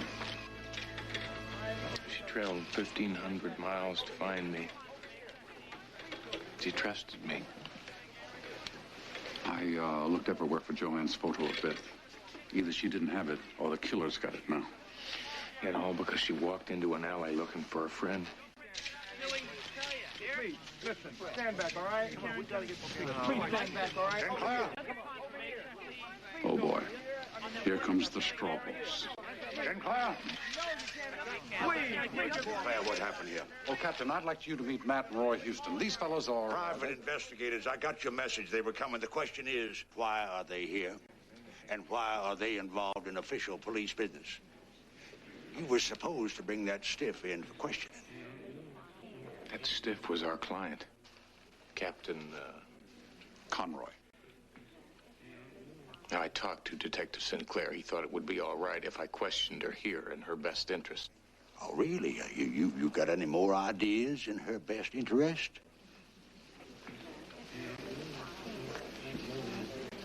Now we've got no description. The one witness left who could ID these men is missing. I've got the press on me like a case of the hives. Enjoy our fair city. Read a brochure on your flight back.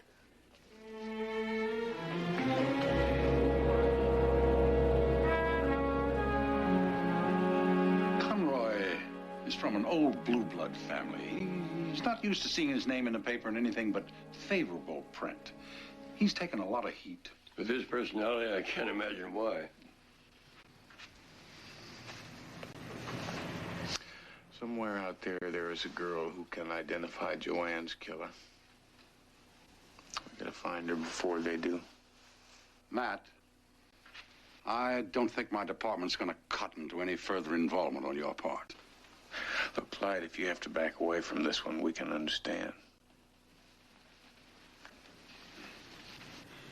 I look at this boy's eyes, Roy, and I see you 30 years ago in Berlin. What the hell? Won't be the first time I've turned a deaf ear.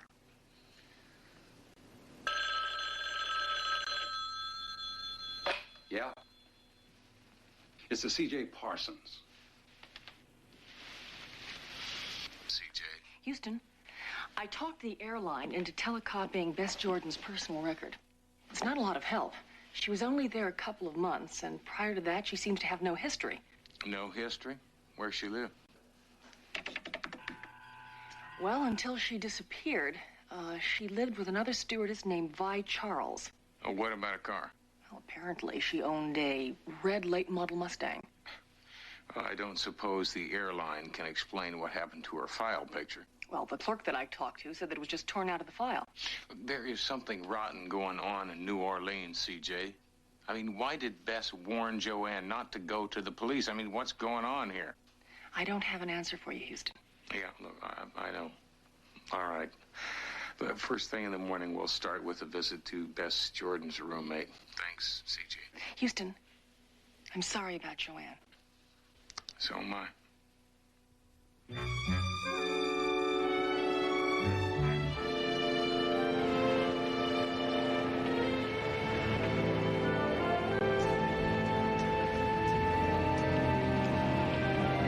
Just like old times, huh, Clyde? Hours of boredom, followed by seconds of stark terror. Ever get tired of it? Not for a long time. I came home to retire, and I can't wait. You're sticking your neck out for us, Clyde. We appreciate it. Hell, son. Me and your uncle never let a captain type run our lives 30 years ago. Why start now?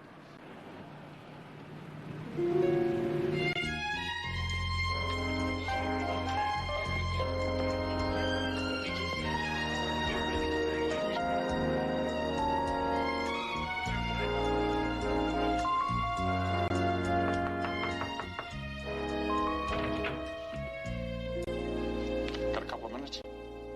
Gee, I have a flight to catch. How about 1 minute? Sure. Any contact from Bess Jordan? No, nothing since the last time I spoke with you guys. Can I start changing? All right.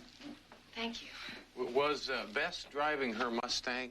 I guess so. She had it that night. I don't suppose you have a picture of Bess, do you? No, I tried to find one for the police earlier.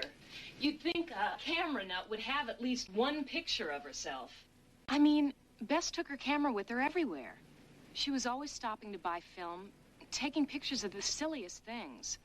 But do you know, in this entire apartment, there's not one picture of her. You know anybody by the name of Neda Olmeyer? Oh, you found one of the TV checks. That's Bess's stage name. Neda Olmeyer? Yes, she said she used to do a little modeling.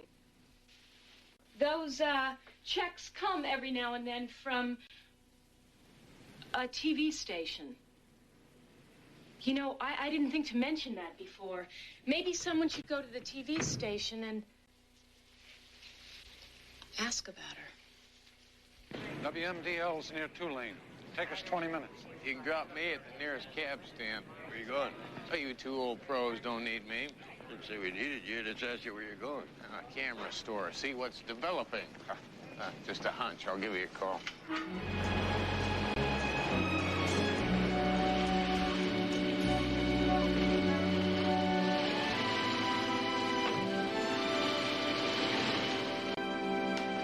Well, hello there. Some weather we're having. So I was wondering if y'all had some pictures ready for a friend of mine, Bess Jordan. Nothing for Jordan. Really? Well, how about Olmeyer? Never? You know her? Sure, she comes in here all the time. But why are you picking up her pictures? Well, this is the problem, see. Now, she took some pictures of me also, wanted to put them in her scrapbook, and I didn't want them both to run into each other in here, you know what I mean? But Ned already called me, and I told her I'd have these for at 4. At 4. Well, I must have got my wires crossed someplace. Thanks anyway. Don't you want to take these to her? No, I'll let her surprise me. Hope she likes them.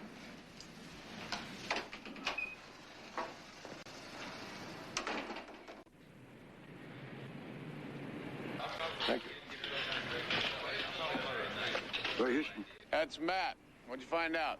Well, Netta Omar works here, all right, but not as a model. She is a freelance reporter fresh out of journalism school. Is she working on a story now? Yep. And one guess. The Delta Tribunal.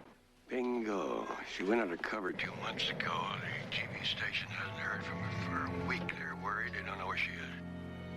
Yeah, well, I think I'm about to meet her. I'll leave word for you back at the hotel.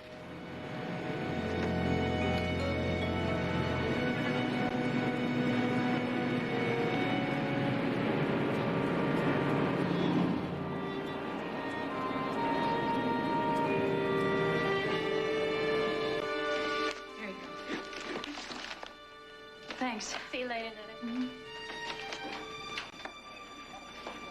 Excuse me, Miss Holmes. Wait a second. Now, look, I don't want to hurt you. I just want to talk to you, please.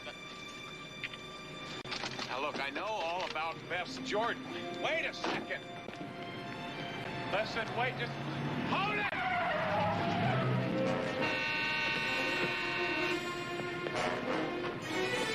Back over here, Netta.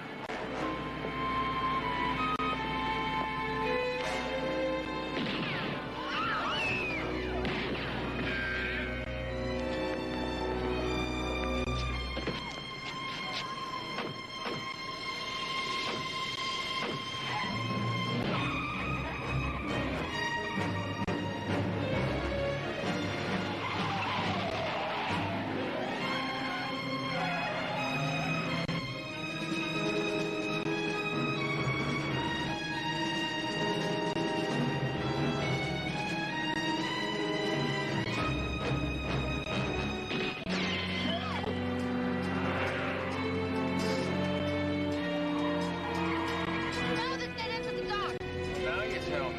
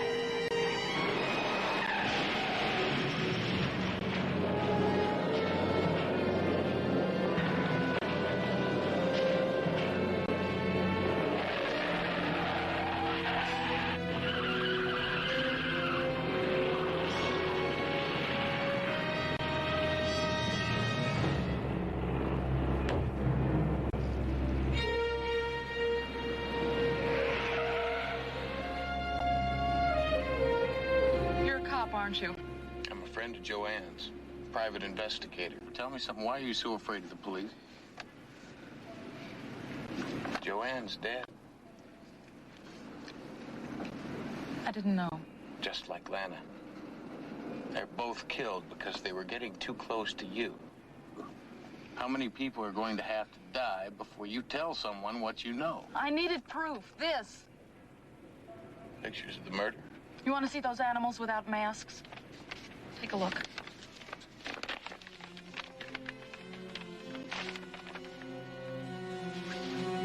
Well?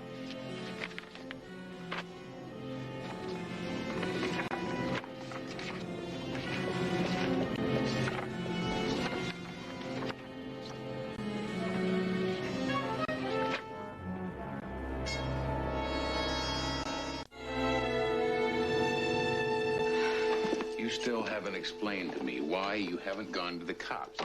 My ex-boyfriend is a cop. That's how I first learned about the Delta Tribunal and the rumor that someone in the department is a member. Who? I don't know yet.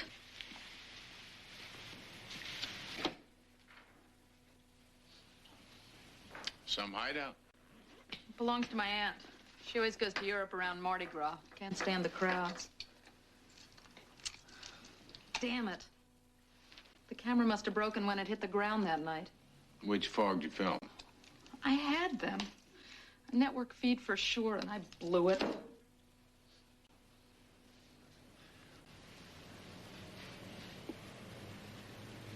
Well, these seem to have turned out all right.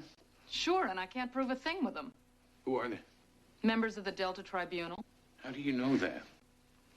8 months of political profiling, interviews, tailing, and guesswork. Leonard Carlisle, oil baron. Paul Delaney, Chamber of Commerce. Eleanor Sims, district judge. And this one, the high executioner. Philip Calder, president of Calder Airlines. I took the job with Calder Airlines to get closer to him. That explains how they got a hold of your file photo and how they knew where to find Joanne. The guerrillas with him are the hit team. Employees named York and Morris. And the ones that killed Joanne.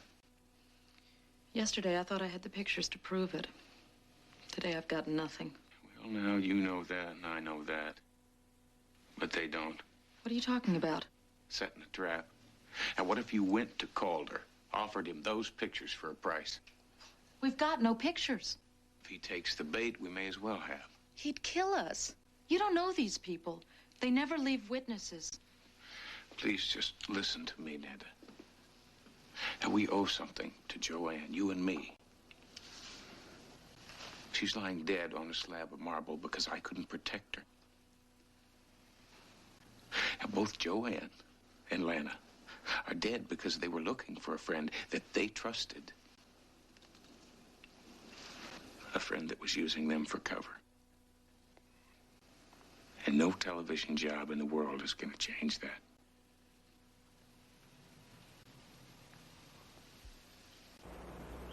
I don't think you people have the sense God gave a goose.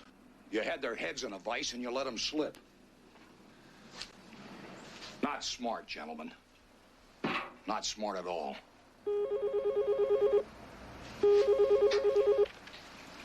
Philip Calder. Who? I'm listening. I want $100,000 in cash. Pier 12 warehouse, midnight. Play straight and you get the photos instead of the morning papers. Blackmail? I thought this was some kind of self-righteous crusade. I finally realized it doesn't pay as well. The negatives, too? Yes, but I want that money personally delivered by you. All right. But, Miss Jordan, we'd both better be playing this straight.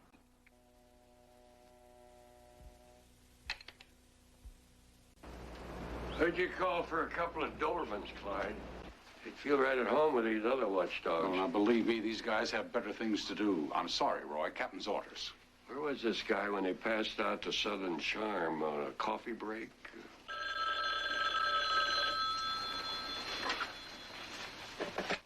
Roy Houston. Uncle Roy, it's Matt. You all right? Yeah, I'm fine. Look, are you alone? I'm with Clyde and a couple of officers. Tell Clyde to get rid of the others. Clyde, how about putting out a couple of dogs? All right. Thank you. Come on. Clear. All right, here's the scoop. I'm with Neda Ohlmeyer. We're getting ready to hook the big fish in the Delta Tribunal. What are you talking about? Now, some embarrassing snapshots. Some people who would like to buy them. Now, we're going to meet them at the docks at midnight. Neda's going to bring the cake, and I'm going to jump out. That's for the girl. They're meeting the tribunal at midnight. You need a backup. And this captain's got me in quarantine. Yeah. Matlock, look, if you've got a line on the tribunal, you better let us handle it. Clyde, I believe you've got a leak in your department. Oh, I've been hearing that for months. It's hogwash. Maybe so. But to make sure, I've got to fly this one solo. Son, you realize you're sticking me between a rock and a hard place just telling me this, don't you? All I need is 6 hours. Well, how many more times do you expect me to go deaf? 1. I want them real bad, Clyde. What did you say? I can't hear you.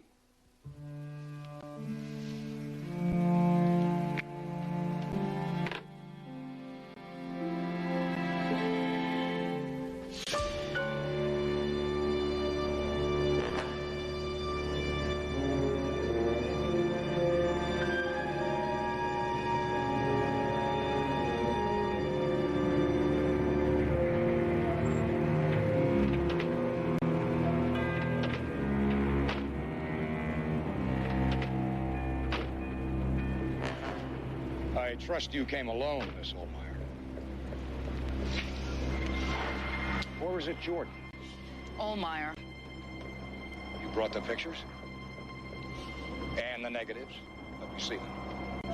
You first.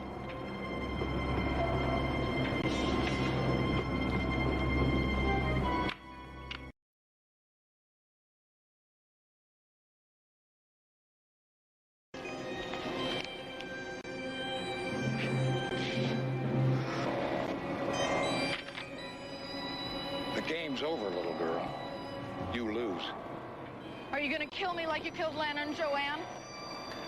Count on it. Right after you meet the rest of the tribunal.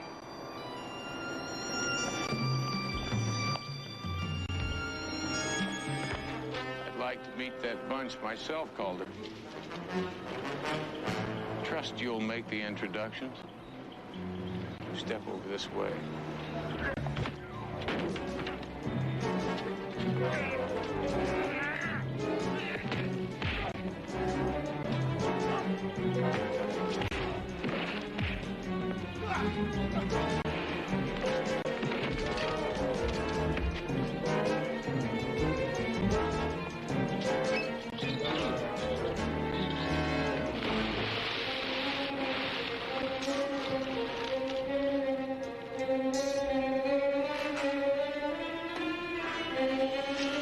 You double-crossed us. Nice going, Matlock. Cuff him. I should have known you wouldn't have missed a party like this any more than Uncle Roy.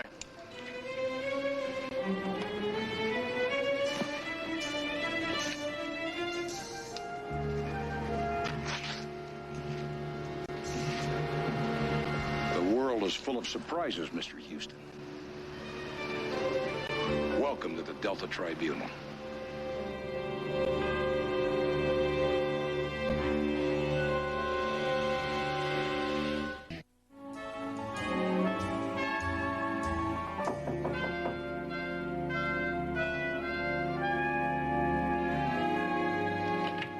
Matlock call? No.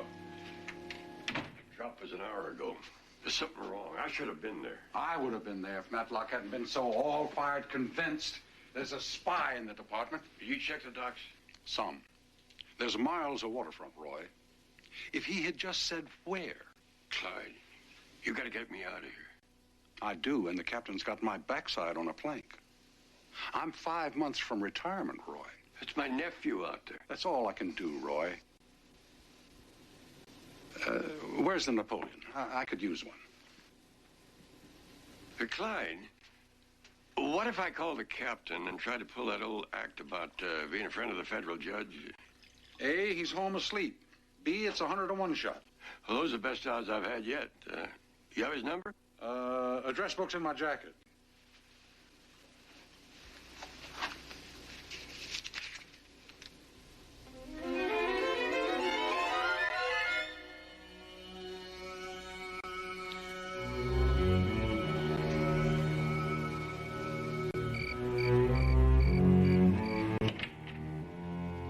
I'll make one more sweep of the docks on my way to the station.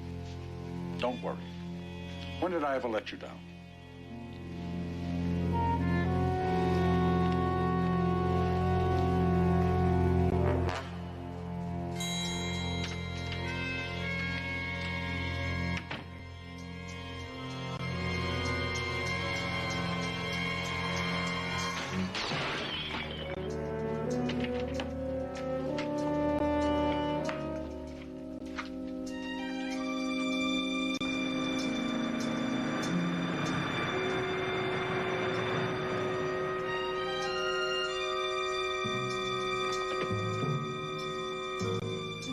Follow that car.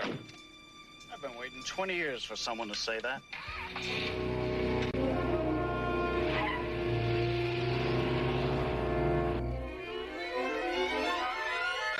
Ronald T. Cates, 36. Professor of Sociology at City College. Known to advocate communal living and marital experimentation. Chairman of the First Amendment Committee, civil rights activist, with a history of intervention in felony prosecutions. How do you rule? Execute.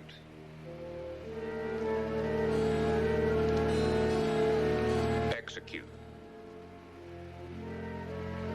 Execute. The tribunal has spoken. Ronald T. Cates.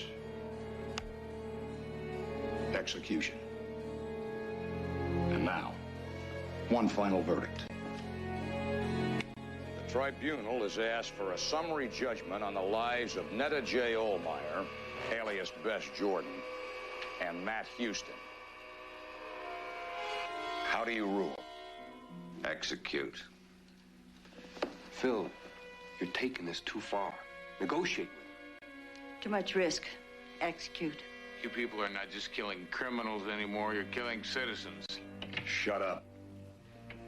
The verdict is... What's going on here? A trial. What does it look like? But these people committed no crime. Blackmail, assault. Calder, you don't kill people for that. They know too much. Well, if we just explain to them why we've done what we've done. You're outvoted, Clyde. Execute. Do it in the garden, Morris.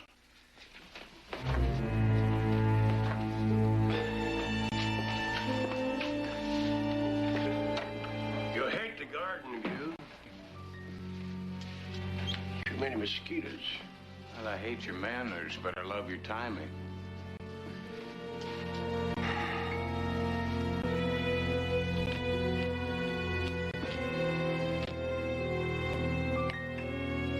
What do you think you're doing? Putting a box around the Delta Triangle.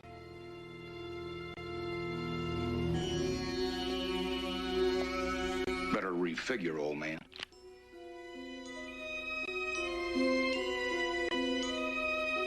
Kill them all. Now, wait a minute. What about the vote?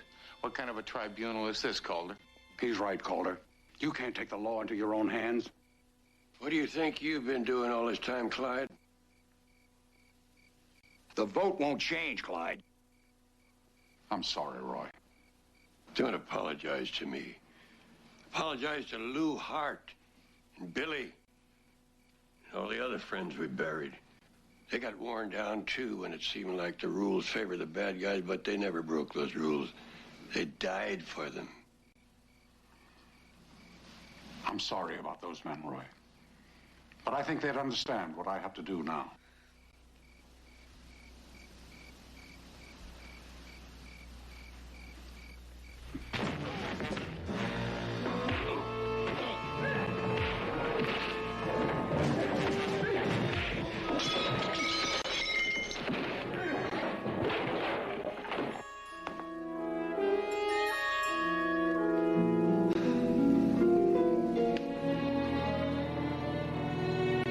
Just like the old days, huh?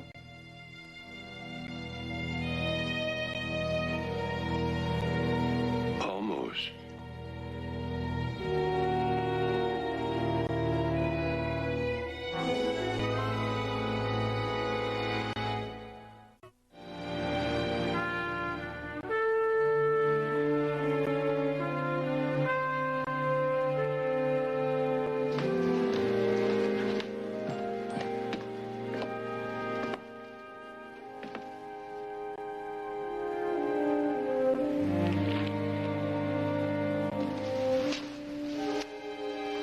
What you lost in, Uncle Roy?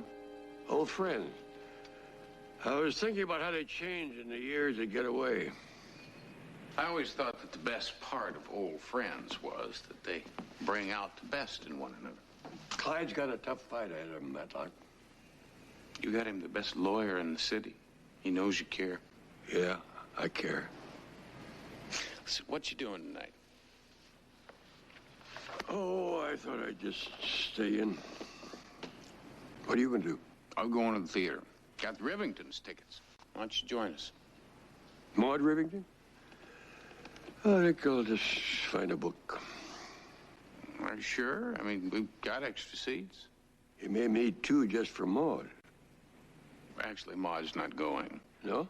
No, see, I'm taking her niece and a girlfriend. They're just in from Dallas. Short time. Just long enough to apply to one of our modeling schools. But if you would prefer to be alone, then again, misery loves company.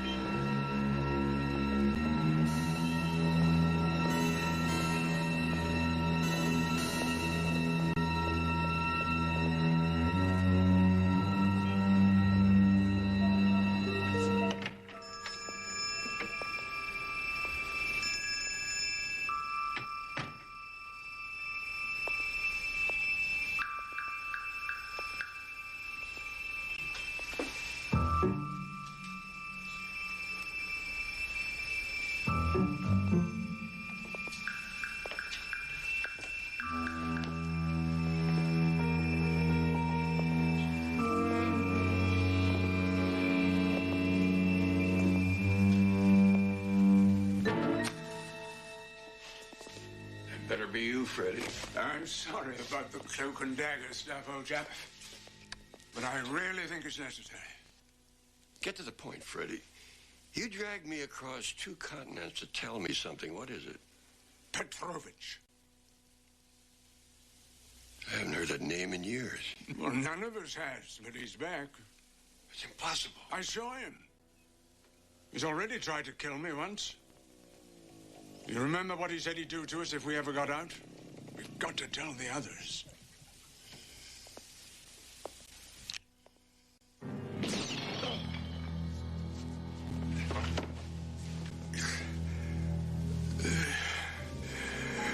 Go warn the others. It's too late for me. Tell Five Fingers about Petrovich.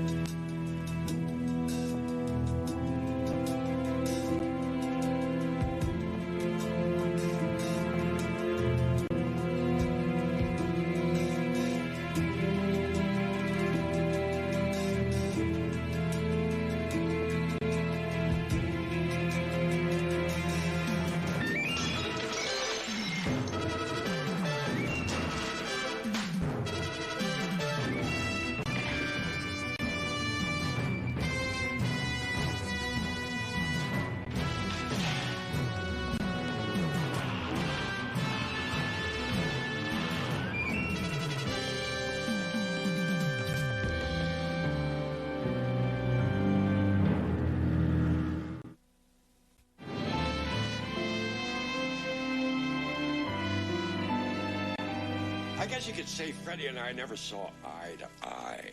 Freddie used to think of the spy business as something out of Eric Ambler, Ian Fleming, glamorous, exciting. Yeah, as opposed to you.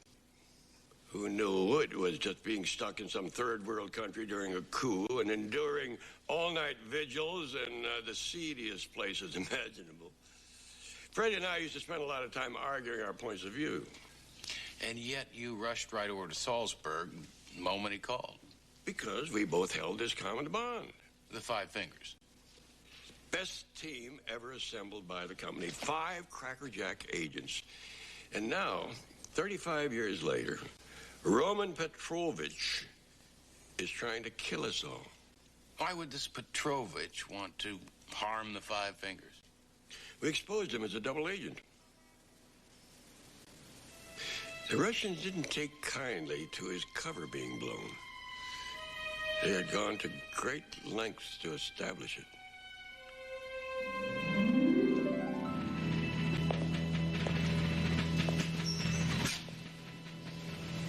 I thought we were all friends. You sold us out there. Or perhaps we should call you by your true name, Comrade Petrovich. You found out my little secret. Spying from Mother Russia and the company has kept you pretty busy. I knew it was always just a matter of time before my cover was blown. But the KGB will welcome me back with open arms. I sincerely doubt that, old chap.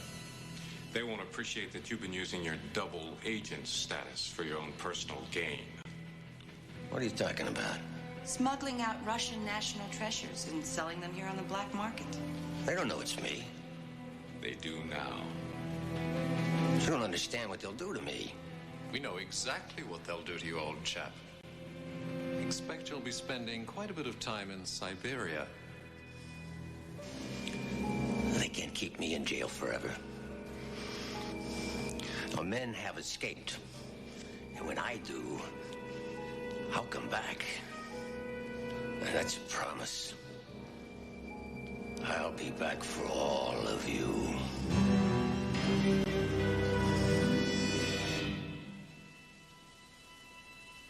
He's been in a Russian prison for 35 years? Obviously, he's not anymore. I've got to warn the others. Well, who are the other 3? Well, there's Ed Thompson. He's living up at Vegas. CJ's trying to get him on the phone. And then there's Reels. Reels? Your old partner, Art McMillan, the movie buff? Lives and breathes them. Huh. Well, where do we find the 5th? We don't. She's dead. I'm afraid I've got some bad news, Roy. Thompson? He was killed in a car accident a few miles outside of Las Vegas just a few days ago. Apparently, his Jeep ran off the side of the road. That was no accident.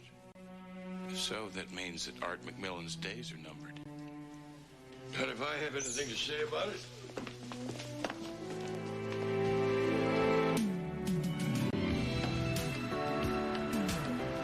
They're headed out of town. I know what to do when I find them. Art left the company for this? It's what's inside that counts. Hundreds of old movies. And Art inspects everyone before this company rents them out. A movie buff's paradise, if you ask me.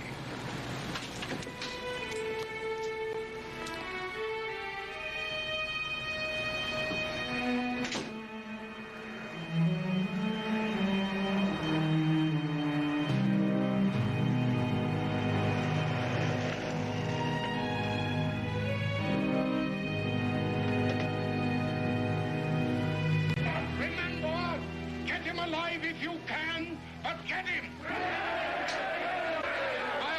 Search every ravine, every crevice, but the fiend must be found! Wolfman. No, it's Dracula. I'm telling you, it's Wolfman. This is the part where they shoot him with the silver bullets. No, it's the part It's where he... Frankenstein, and you're talking through the best part. Reels.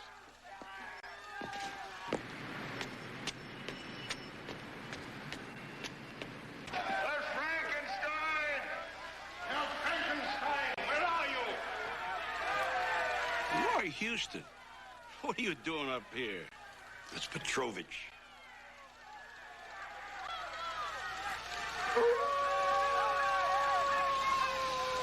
just an old man who likes to watch old movies. I'm not a part of that world anymore.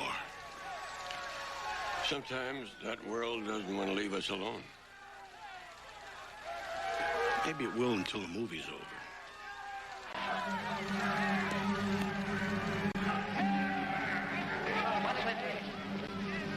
Listen. This Frankenstein. That way.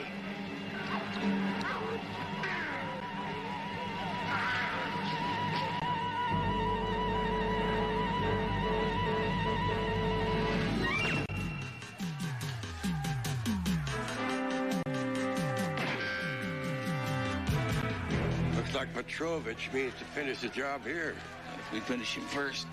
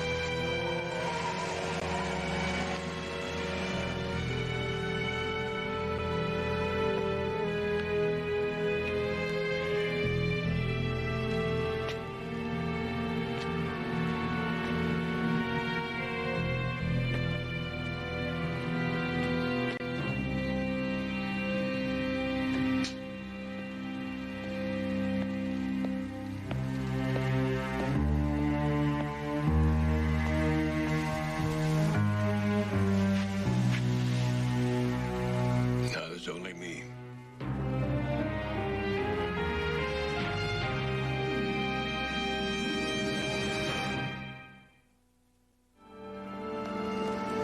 You just happen to visit this old friend that you haven't seen in years on the day he gets shot, and you expect me to believe that you don't know anything about it. He was already dead when we got here. Why do I find it so hard to believe? Why would my uncle lie to you? Because 9 out of 10 times when I run into you Houstons, it's not at a family picnic. Don't get upset. It's bad for your ulcers. You two are the reason that I have them. Well, yelling is not going to get you those answers either, Hoyt. How about withholding evidence pertaining to a murder investigation? Will that help me to get those answers? Not if we don't have them, Lieutenant. Well, God help you if you do. Especially if somebody else ends up dead because of it. No one will be sorrier than me. Look, do you mind explaining to me just what was going on back there? What do you mean? I know we all lied to Hoyt on occasion. I've been known to do it myself every now and then. But you got to throw him a tidbit, something to go on. You just stood there and lied to the man outright. Company secrets, boy. We have gone to great lengths to keep our business away from outside eyes. And besides, this is between me and Petrovich. Look, whoever shot McMillan pushed me down those stairs. I tell you, it was no 65-year-old Russian. So, Petrovich got himself an accomplice. Even somebody as crafty as Petrovich needs a little help with the dirty work once he reaches the golden years. I still think we ought to fill Hoyt in on this. We're dealing with things here that only a select few were supposed to know. He told me about it. You're different. You're family. Besides, I need somebody to do my dirty work.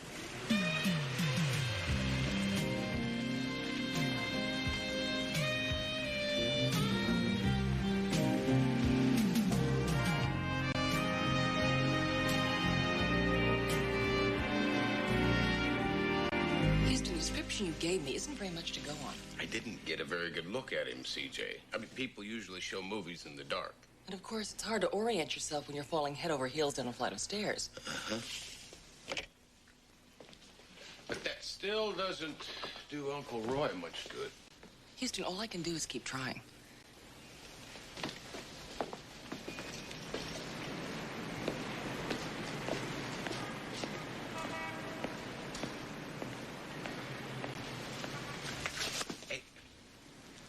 I didn't mean to sneak up on you. Sorry. A little edgy. That's understandable. If he would just come at me face to face or just get it over with. I'd like you to give up so easily. My friends are dead, Matlock. Not that I should be that surprised. Catherine was always convinced that Petrovich would make good on his threats. Catherine. The fifth finger. Something you're not telling me about, Uncle Roy. Yeah, I know. But there are such things as sore subjects, and this one of the most. Another woman. Uncle Roy, I never would have thought that you... That was before I met your Aunt Flo. Her name was Catherine Hershey. As soon as I met her, I broke the cardinal rule. I fell in love with a fellow agent.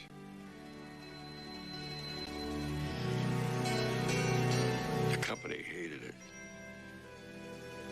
The short time we had together, among my fondest memories. Her death was something else. How did she die? West Berlin, a couple of years after the war. There was nothing I could do about it.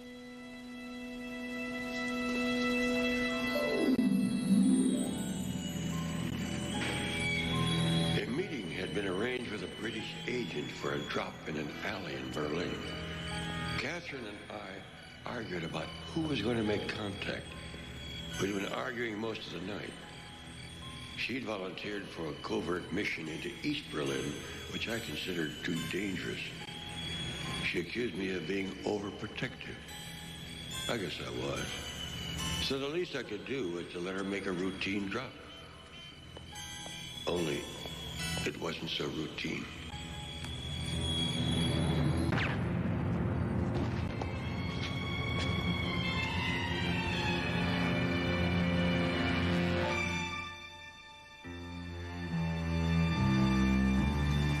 It seems someone had gotten to our supposed friend in the British Secret Service. Sounds like you loved her very much. Yes, I always have. But I was lucky. I got a second chance with your Aunt Flo. Roy, is there something you want to tell us? About what? This just arrived for you. Is it your birthday? Not till June. Who's it from? There's no name on the card. All it says is Das Vidania. No!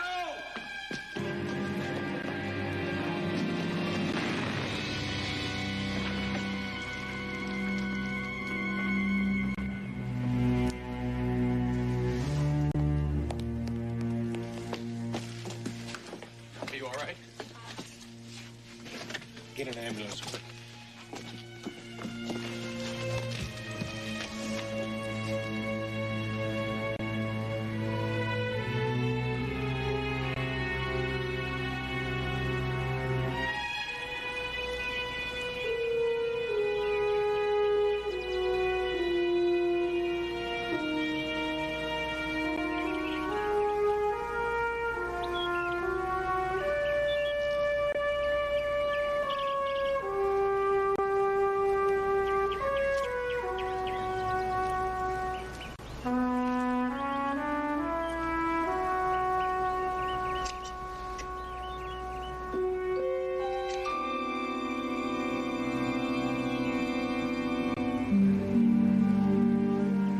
I'm sorry.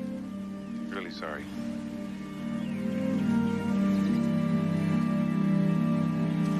Michael, he needs some time alone. If you need me, I'll be at the precinct.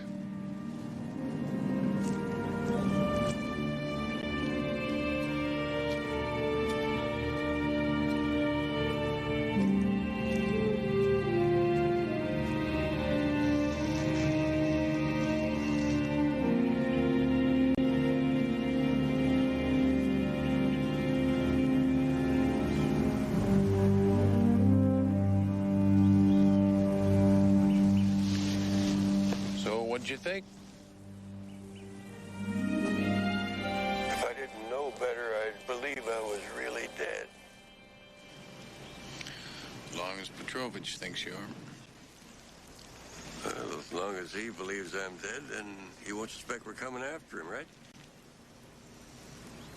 Not every man gets to attend his own funeral.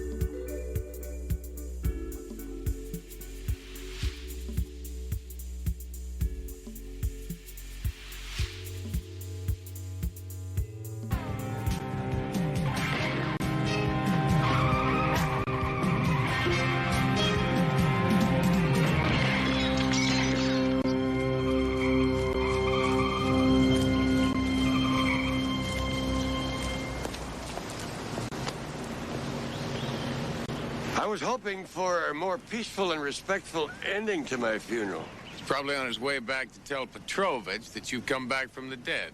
Petrovich? He's come back for all of us, Catherine. Looks like my death was for nothing. And now he knows you're alive, too.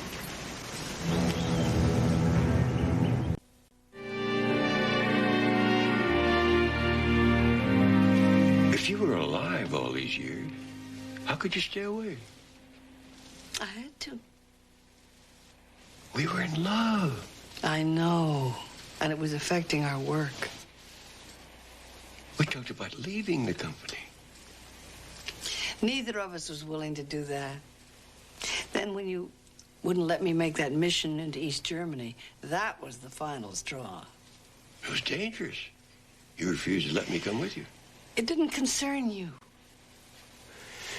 You always said that. I never understood. You made me choose.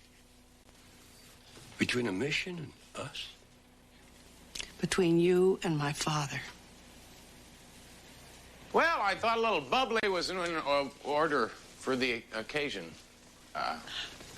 That's all right, Matlock. You might as well hear this. You'll only talk it out of him later.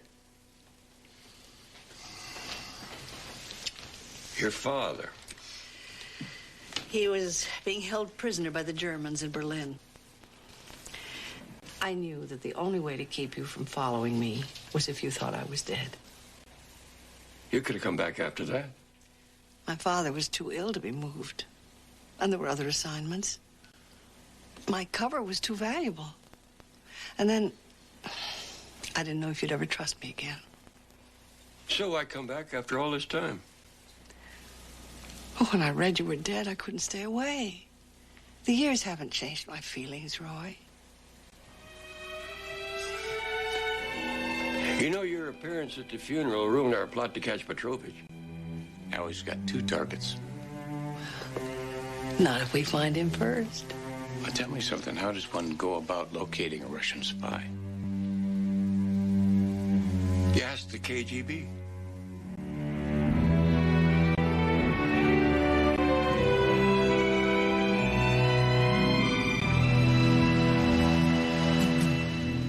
I just think we could have picked a slightly more private place to meet Karpov. Couldn't help it, boy. The Russian ballet's in town, and Karpov was assigned to make sure that nobody defects.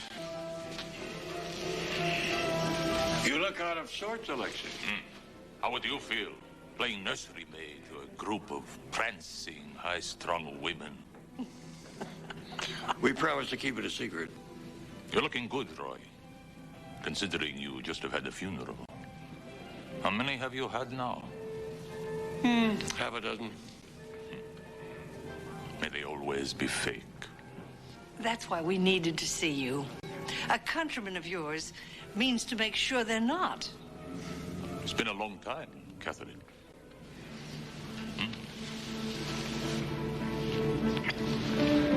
And you must be the nephew who Roy wanted me to get out of Southeast Asia. It's a pleasure. And your efforts are greatly appreciated. Now, who is this countryman of mine who is trying to kill you? Roman Petrovich. It's impossible. I wish it were. But it has to be. Because Petrovich died in Siberia 5 years ago. Well, then who is it that's trying to kill us?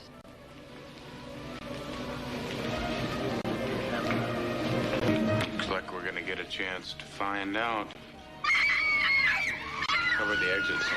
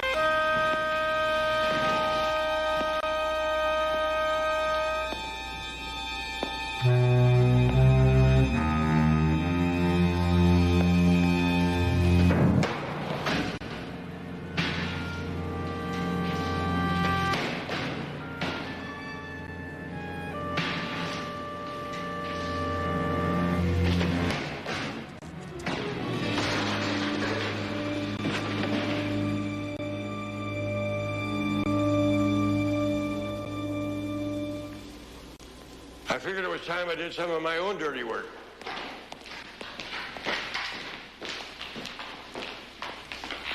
You recognize him? His name's Uri Strovka, formerly with KGB. But he's been missing for 3 months now. The question is, if he wasn't working for Petrovich, why did he want to kill the 5 fingers?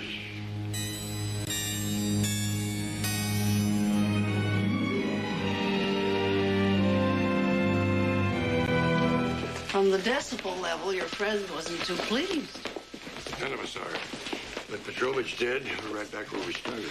It isn't Petrovich who was out to get the 5 fingers. There's got to be somebody else out there who knows about it. But there isn't anybody. You're forgetting the chief. Wait a minute, the man who set up your accident in Berlin? I haven't seen him since then. I don't even know if he's still alive. He's living in a rest home outside of Santa Barbara. But he could have hired somebody like Yuri to do it for it. But why would the chief want to kill us? Why don't we ask him? Why don't we?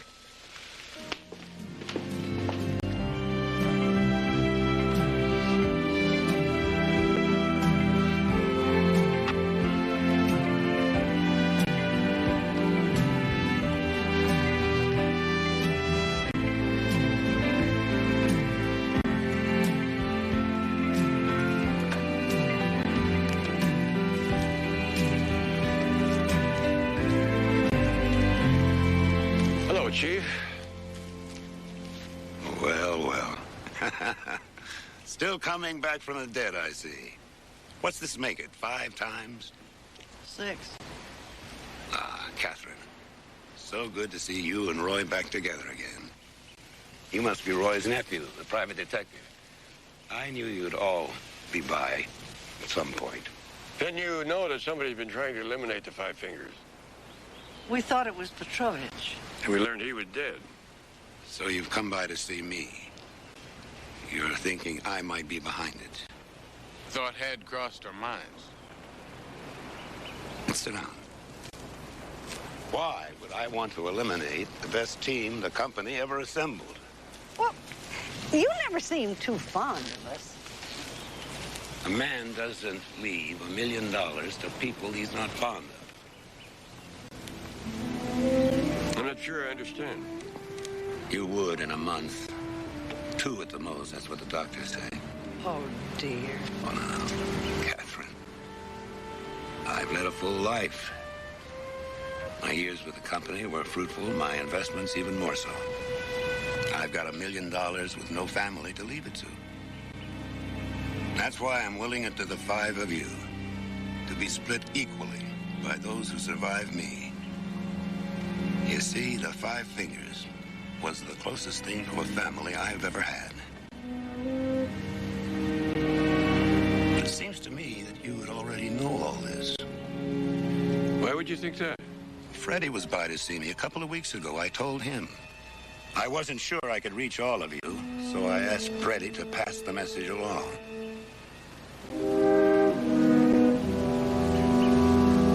Didn't he?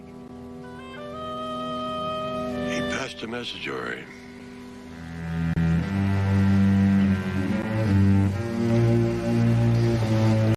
Freddie wanted us to believe that Petrovich was back to claim his revenge. And you almost bought it, old chap. Freddie!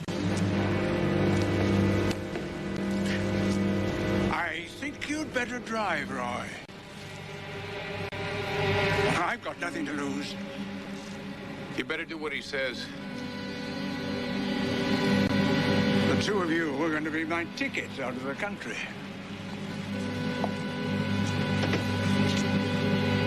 I'll be in touch.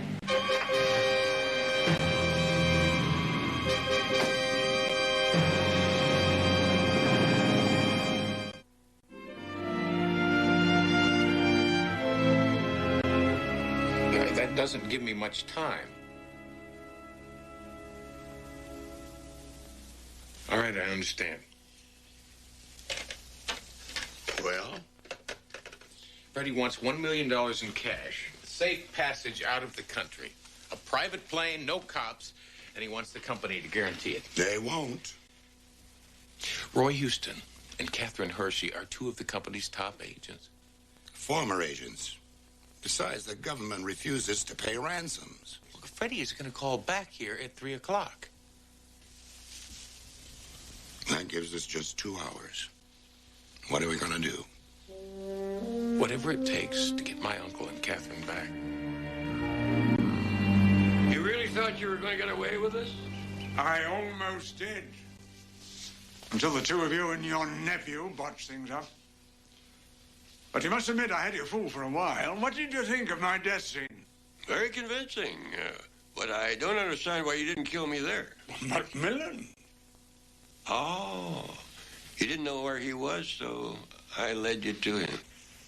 All it took was planting the proper seeds. And faking your death and blaming Petrovich. And then you hired a disgruntled KGB thug to do your dirty work. Well, it furthered the illusion. And then you'd surface after a period of time, blame Petrovich for your brush with death, and collect the chief's entire inheritance after he died. As if 1/5 of it wasn't enough for you. Not for me. The rest of you went on to better things. Careers, families. All I knew was how to be an agent. $200,000 is nothing today, but $1 million would allow me to live the life I've never had, the life you've been living all these years. The company will never pay it. Oh, it's time to find out. Don't go away.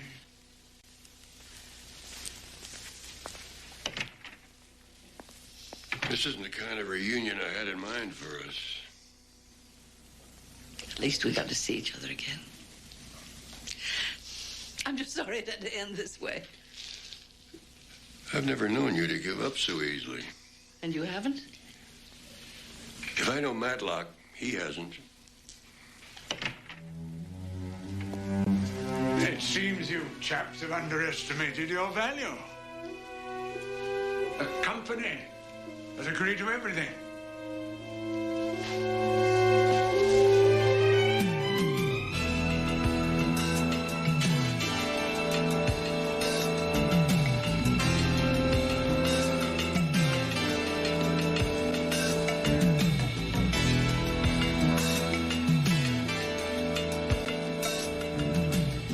This reminds me of a sting we made in the early 50s in Tangier. What is it with you people? I guess I'll tell you the rest later. You better get to the plane.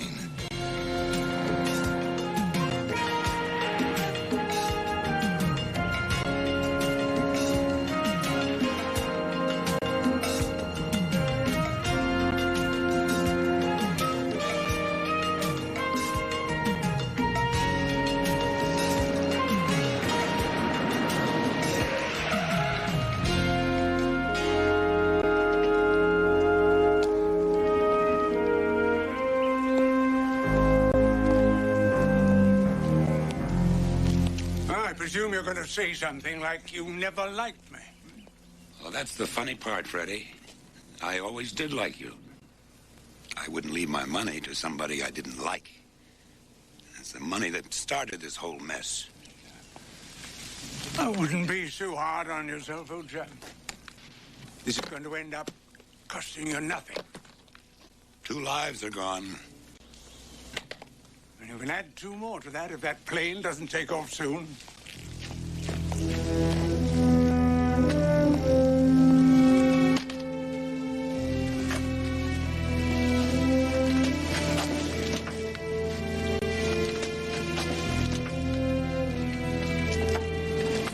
Let's go. Actually, we've had our fill of flying, thank you. And I like the company, I insist. You probably hope I forgot your little ploy at Tangier, where the pilot turned out to be one of our agents.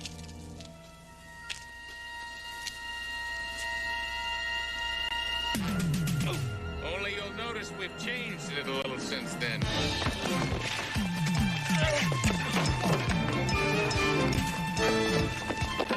Are you all right? Okay.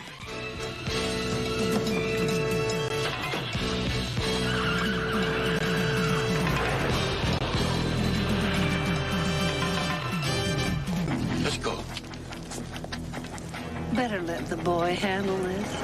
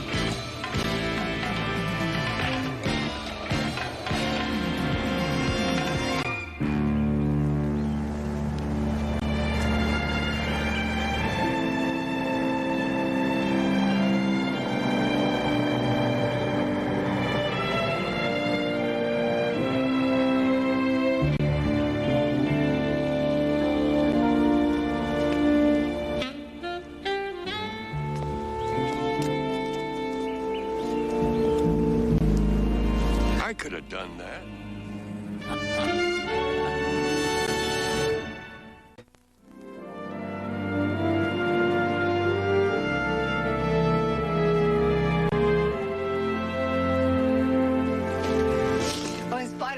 craziness.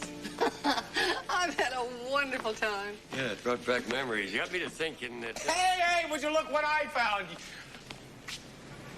What? You haven't asked her yet? I was about to when... It's okay, I can take a hint. Ask me what? Well, what the boy and I had in mind was, you know, you'd make a great addition to... I'm flattered. Be like old times. We could work side by side. 2 problems. We'll solve them. Well, first one is Paris. Paris, France? Oh, Paris La Roche. My husband. Oh. Well, I can't solve that one. We've been together 25 years, Roy. He's a good man. He's a very lucky man. And your Flo was a very lucky woman. But even if I were to consider leaving Paris, there's still my second problem. My son. Named Frankfurt, I suppose. No. We named him Roy.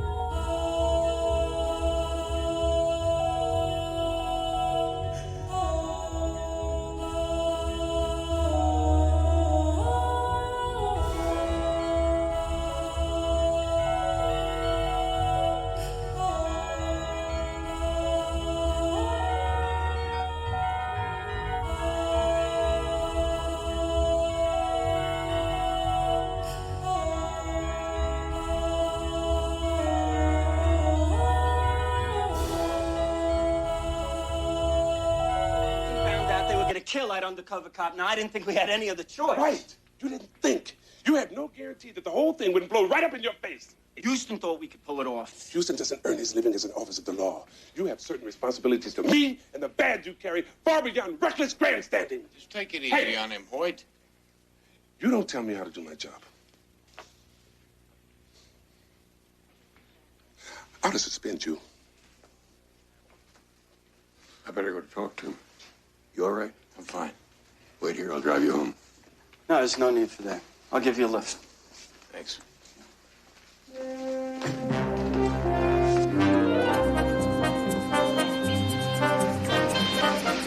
know the kind of thing that we pulled off today? Happens maybe once in a cop's career. I mean, I stuck my neck out on the line. I showed a little initiative. What the hell do I get for that, huh? A lecture from Hoyt? Now, don't let Hoyt rattle you. Oh, I forgot to call the office. Next phone we get to, would you pull over? Okay.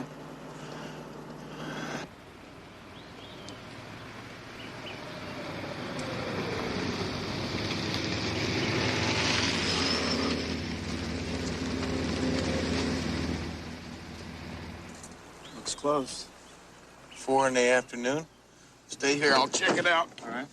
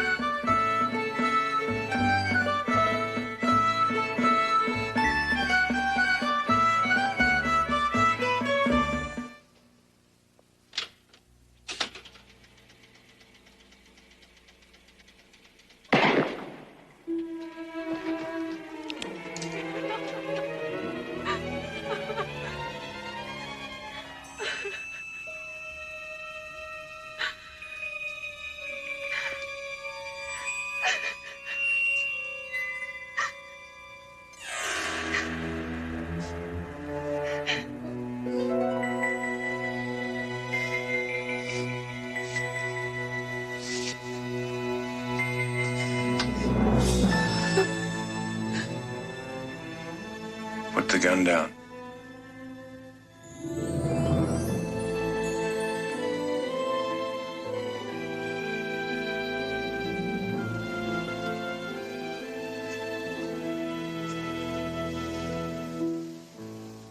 I've killed him. Who are you? The name's Matt Houston.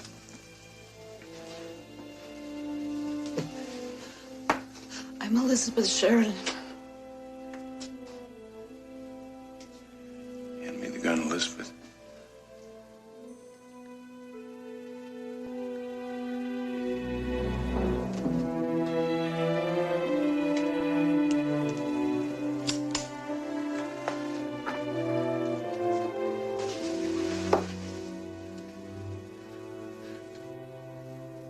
I've killed him, haven't I? Still a pulse.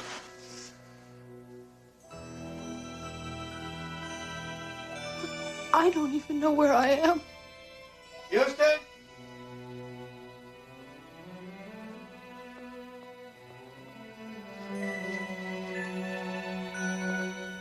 Houston, what? May have a homicide on our hands.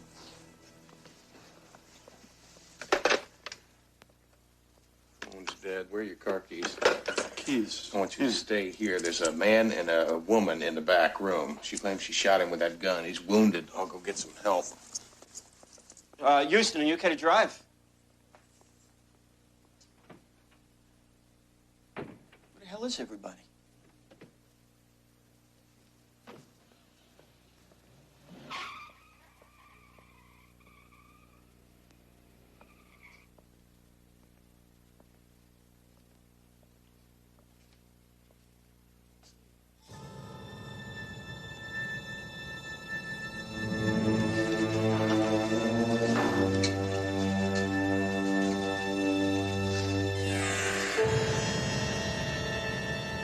Homicide.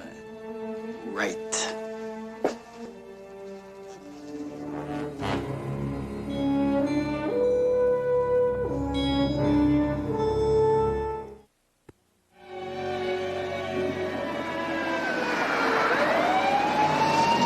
So I left Marlowe with the woman, and I drove back to find you.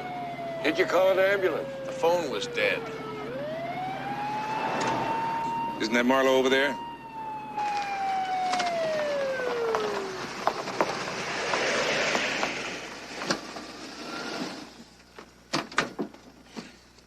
What are you doing? What am I doing? You're the one who had me stop off for a friendly beer. We're sitting at the table. We're just shooting a breeze. All of a sudden, you jump up. You take off in my car like a bat out of hell. You want to know what I'm doing?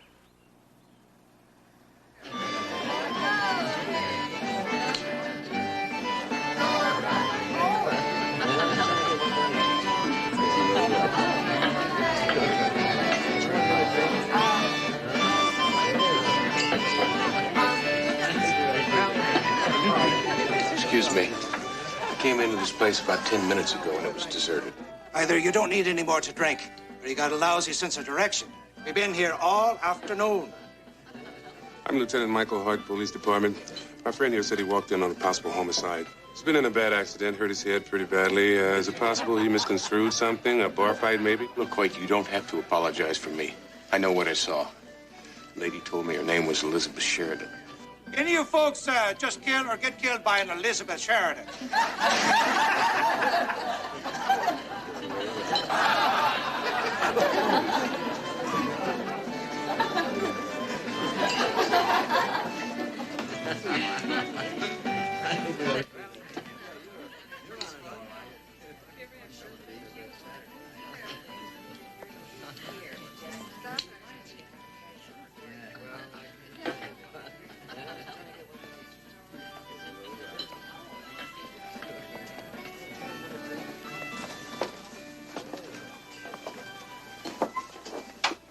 She was here.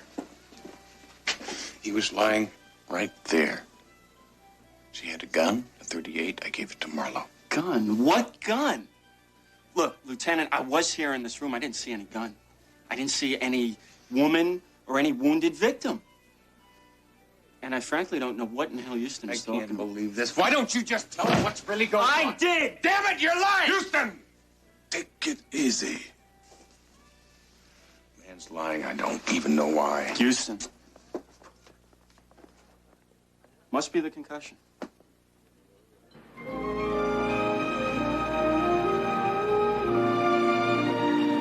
A colleague of mine in the company had a similar experience once. He kept seeing things that weren't there. I know what I saw. She's very real.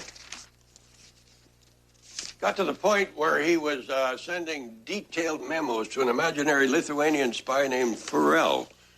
Accused him of starting World War II. Thanks for the vote of confidence, Uncle Roy. This may be all in Houston's mind, but I just found the name Elizabeth Sheridan listed in the white pages of the phone directory.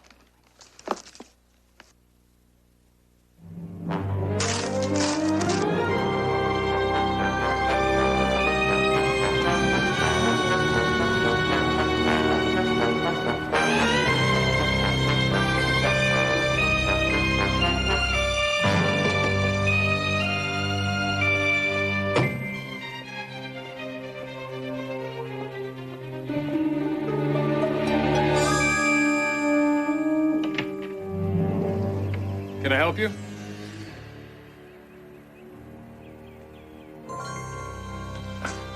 Morning. My name's Matt Houston. I'm looking for an Elizabeth Sheridan. I believe she lives here. Please, come on in. Afraid my sister isn't home at the moment. My name is Michael. Well, you're staring, Mr. Houston. I might guess that your interest in my sister is personal. I met her in a pub along the coast yesterday afternoon. That's impossible. She's been abroad for the past 6 months. We're expecting her in the next few days. Whoever took your fancy, Mr. Houston, was definitely not my sister. Who's this man? That's her fiance. They were engaged 3 months ago in France.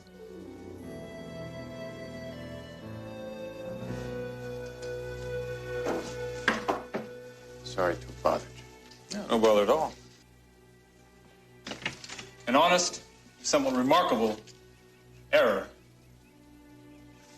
Thank you.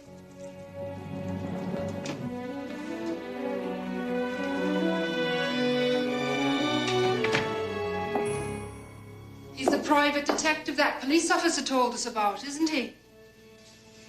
Waste any time finding us. No. Nor can we in taking care of him before he unravels any more. Bad luck for Mr. Houston.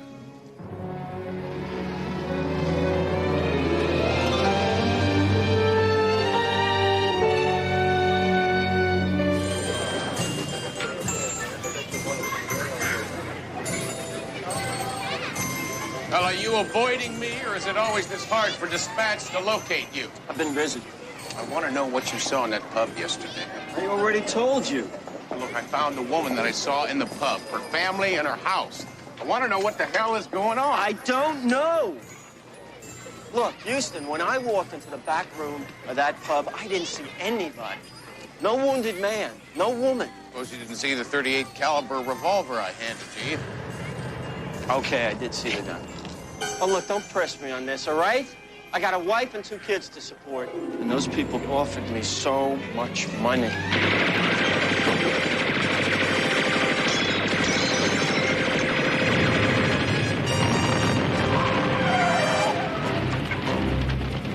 Come on!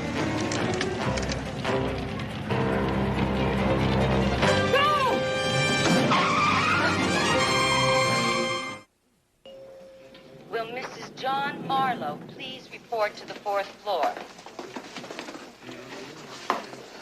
Adele, I want to see my husband. they did everything they could. I have to see him. No, you can't see him just yet. He's dead. Oh, my God, he's dead, isn't He's he? not dead. He's still in surgery. 2 hours ago, I was just worried about the money, you know?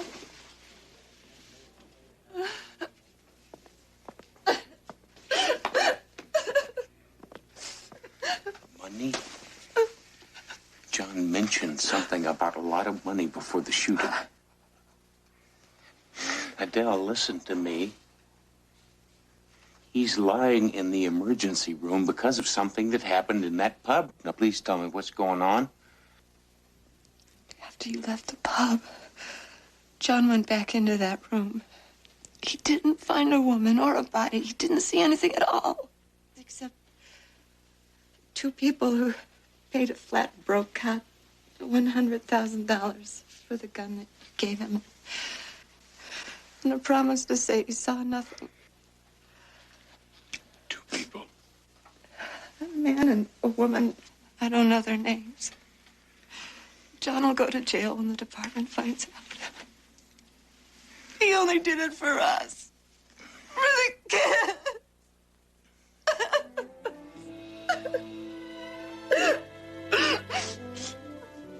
I'm not handling this very well, am I?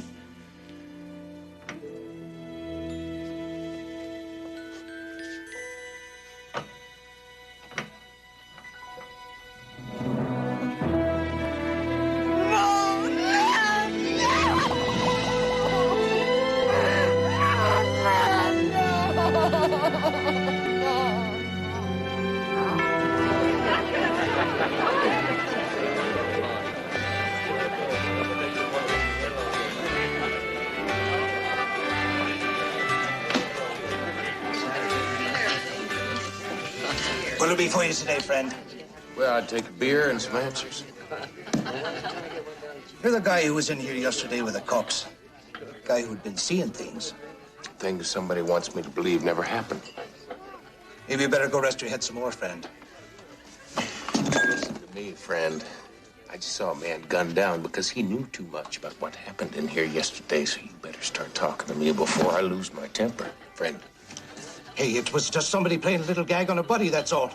Had everybody slip out the back for a few minutes. Who's this somebody? Michael Sheridan. Customers always do what Michael Sheridan wants them to. Usually, he owns a place, besides which he's very popular. Folks see him as a real hero. What kind of hero?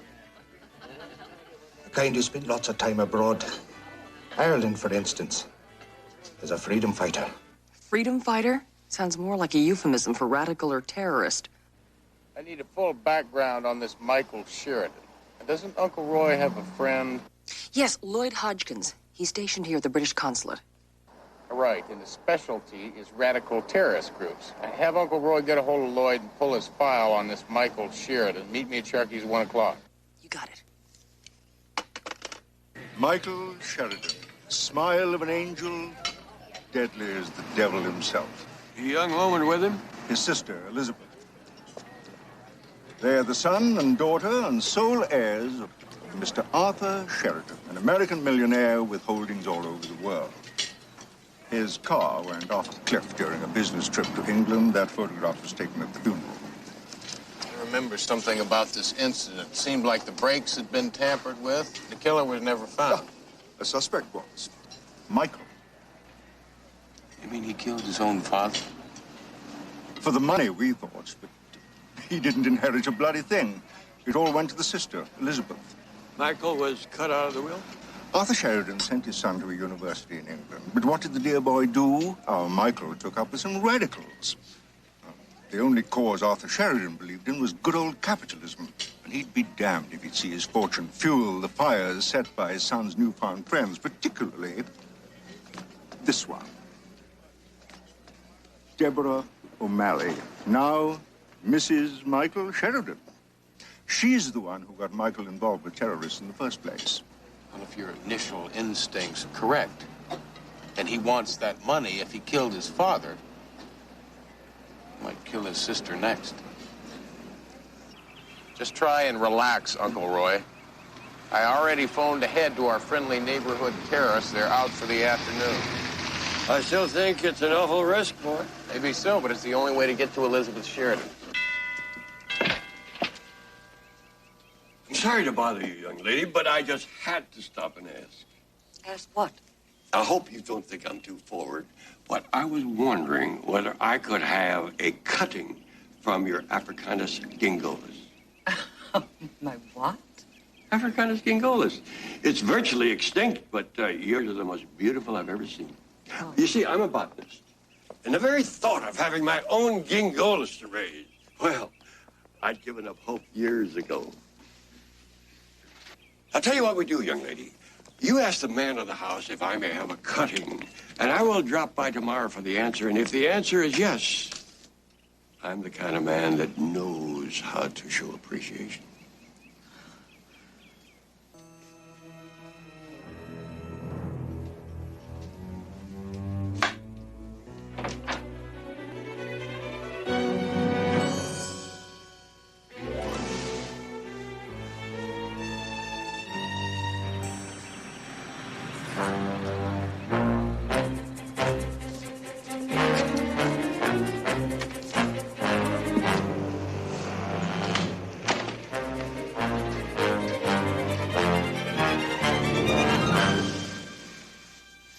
I remember you.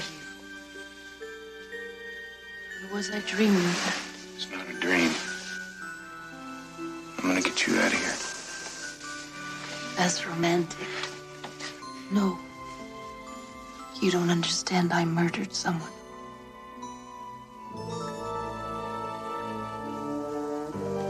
I think that your brother just wants you to believe that you have. My brother, no.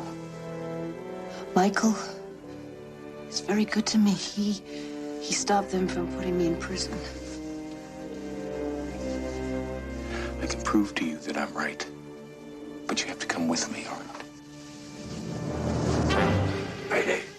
Mayday. Michael Sheridan just drove up. That's Houston's car.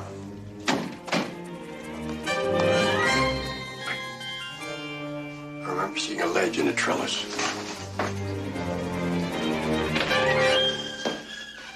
Upstairs.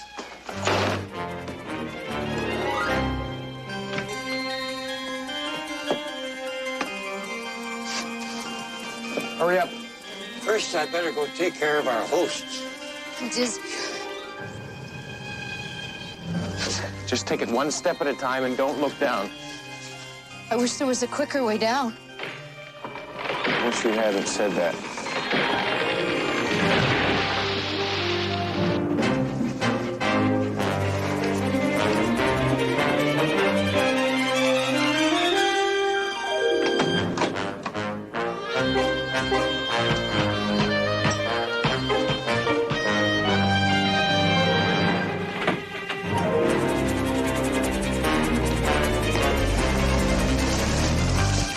Don't ask.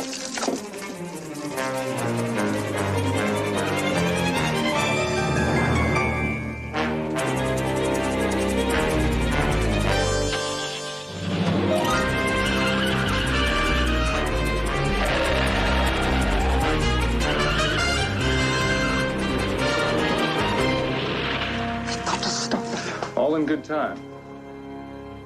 The spider, in order to be successful, must first spin the perfect web.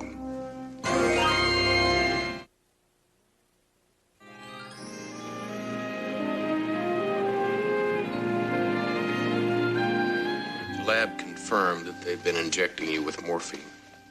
The operative expression is gaslighting. It's a brainwashing technique. Weakening someone psychologically and then convincing them that they've done something horrific. Like murdering my fiance. And then that leverage is used to get the victim to do whatever the brainwasher wants. And your brother wants your money, Elizabeth. Now, has he asked you to sign any legal documents lately? I seem to recall signing something. Probably the power of attorney over your entire estate in the event that you become mentally incapacitated. But if what you say is true and he murdered father, why wouldn't he just kill me? If you were murdered, your brother would have been a prime suspect. So instead, he used drugs to brainwash you and planned to have you committed. And so get his hands on your father's fortune. I think I'll call CJ and have her bring over some clothes for you, young lady.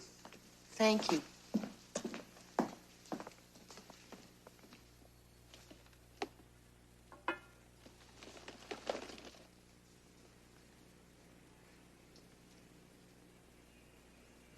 It's a nice view. I was thinking the same thing myself.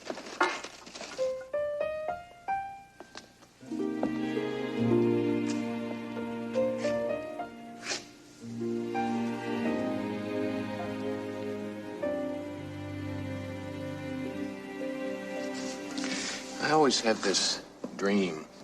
I mean, not every night, but at least every other night. And there's this woman. Very special woman. When I wake up, I try and remember her face. But I can't.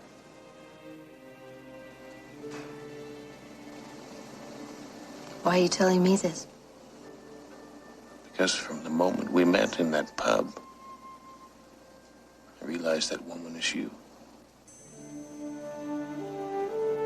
Only I'm not dreaming now.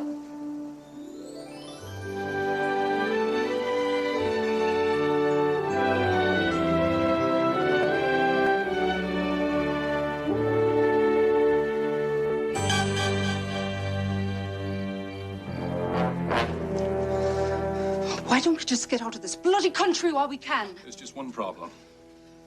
My sister still has the Sheridan fortune. But she's with Houston. Don't worry. I've got an idea.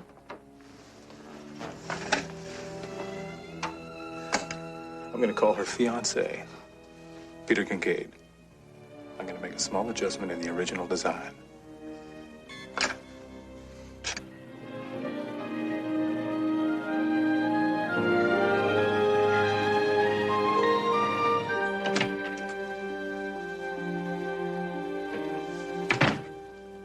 Get you settled in here, and then I'll bunk downstairs on the couch.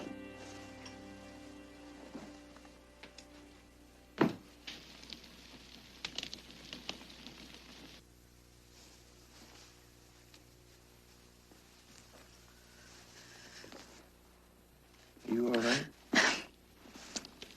Yeah, I'm fine. You're not very good at making beds.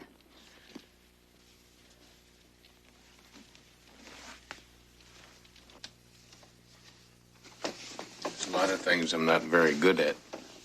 Such as? Telling a woman how I feel about her.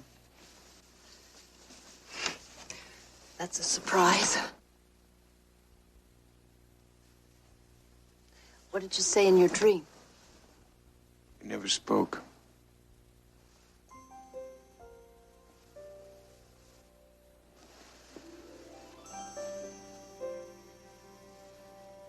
We never had to. I've never felt like this before. If it's any help, neither have I.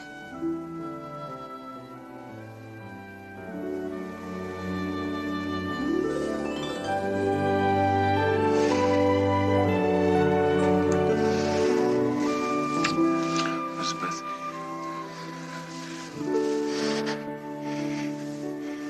Maybe after all you've been through, we should just take it slow.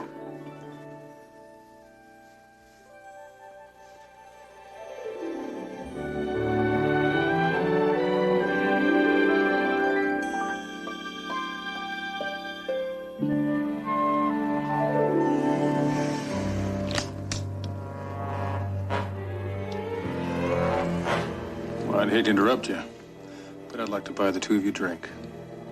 How about an Irish whiskey? Get dressed. Move it. Slow and easy.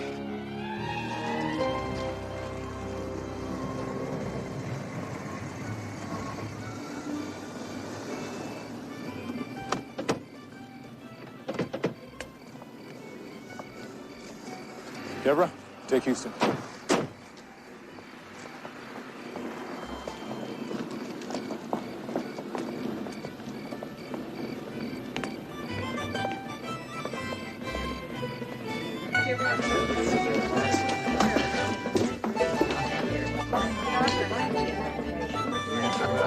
Hello, Michael. Peter, good to see you. Hello, Elizabeth.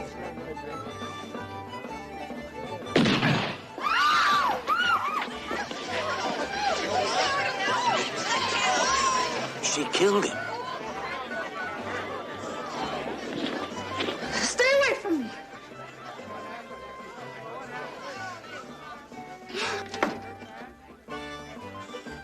She's killed him. Don't let him get away.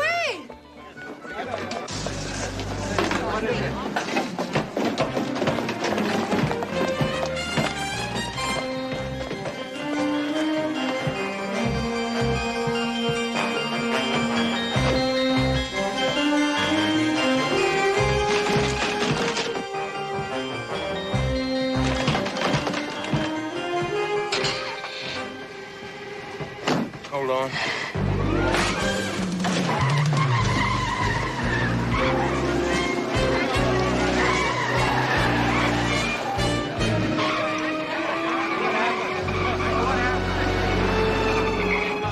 Call the cops.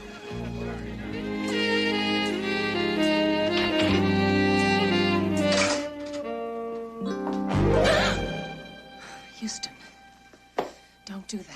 I'm sorry. I thought you might be somebody else. There's an APB out on both of you. Michael Sheridan gave a very convincing and condemning performance. Where's Elizabeth? She's sleeping. She's had a tough few days. She's had a tough few months. I hate to say it, but I think Sheridan may have come up with the perfect frame. A pub full of people who say they saw Elizabeth shoot Peter.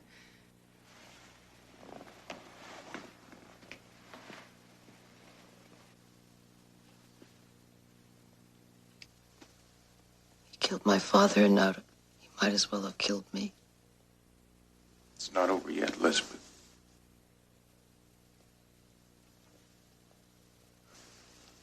You listen to me. I may have found a way to beat your brother at his own game. Matt, I love you.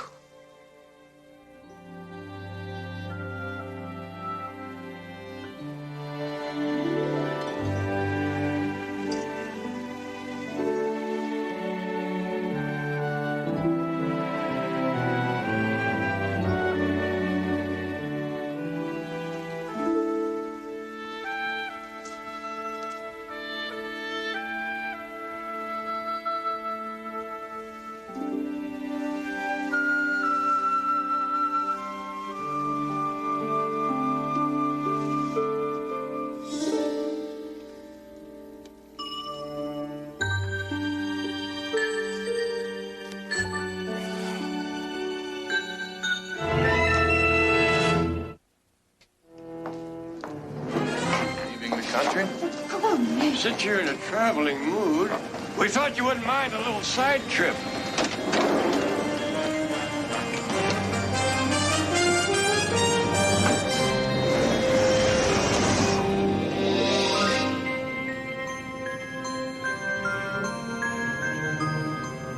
Deborah, the British government has enough evidence on your terrorist activities to put you away for the rest of your life. Which may not be very long, considering the fact that you would be an Irish terrorist in a British prison. We know that Michael hired a man to rig the brakes on his father's car. You're going to give us the name of the man, where we can locate him. His testimony will give us the evidence we need to prove that your husband arranged his own father's death. I have no part of it. Besides, the law protects wives from testifying against their husbands. Which is precisely why you're going to give us the name of the man who rigged the brakes. Never. What kind of person do you think I am? The kind of person who will do whatever it takes to survive.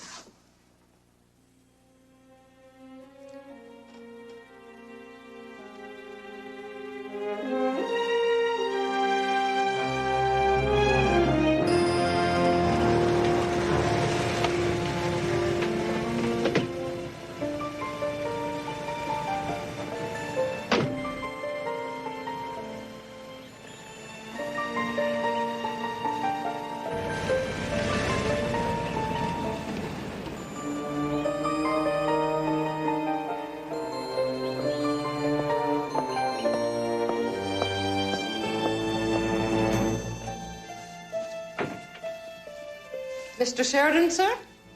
There was a telephone call. Hello, Mrs. H. I take it my brother's out? No, ma'am. I mean, yes, ma'am. He's out for just a bit. Well, we'll wait upstairs for him then.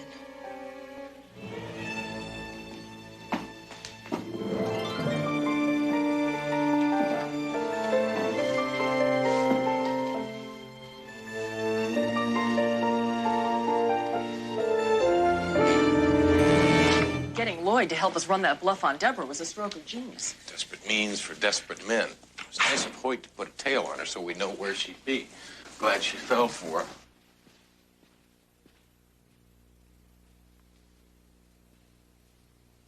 Is she asleep? Houston? She's gone. She's taking your gun with her. She probably figures it's the only way to stop her brother. I'll call Hoyt.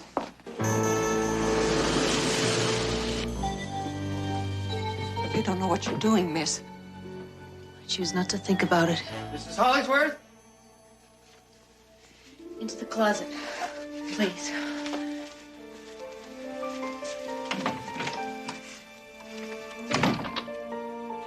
Mrs. Hollingsworth?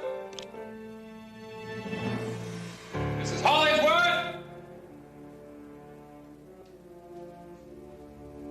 Deborah?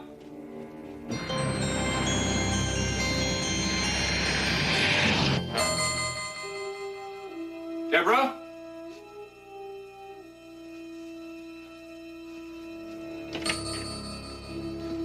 Deborah?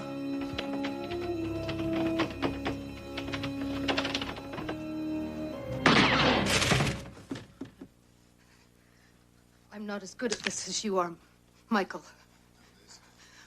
I'm not a very good shot at all, really, so if you want this to go quickly, stand...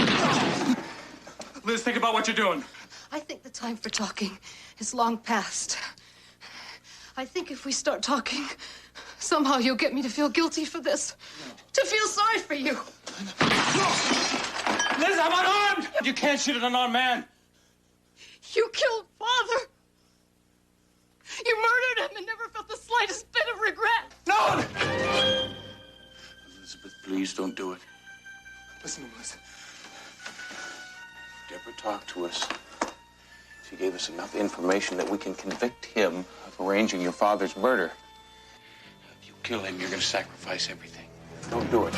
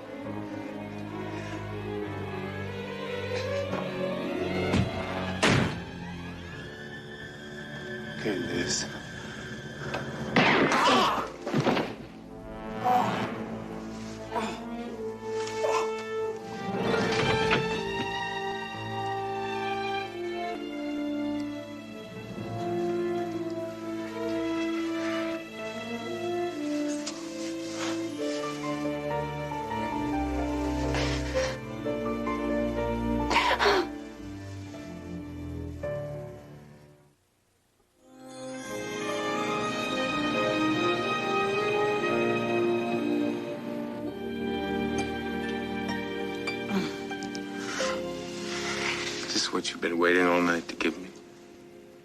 No. My father gave me this ring when I was a little girl. It's a family heirloom, antique gold. He told me to hide it away and keep it safe until the right person came along. Sounds like you were very close. We were. And I know that he'd approve of what I've decided to do with my life.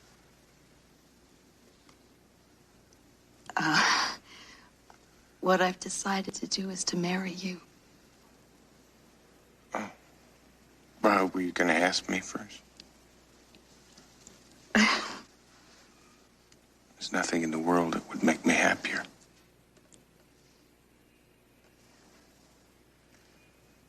Elizabeth, you've been through so much pain in the last 6 months. I don't know if what you're feeling is real or just rebound. Neither do you. So what are you saying? I think you ought to go away for a little while. Find out if this is what you really want. And if it's you? I'm not going anywhere.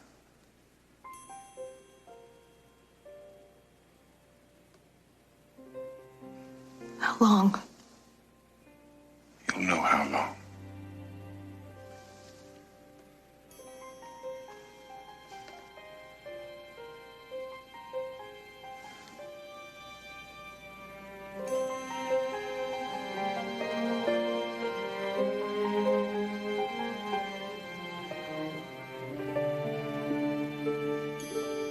I love you. I love you too.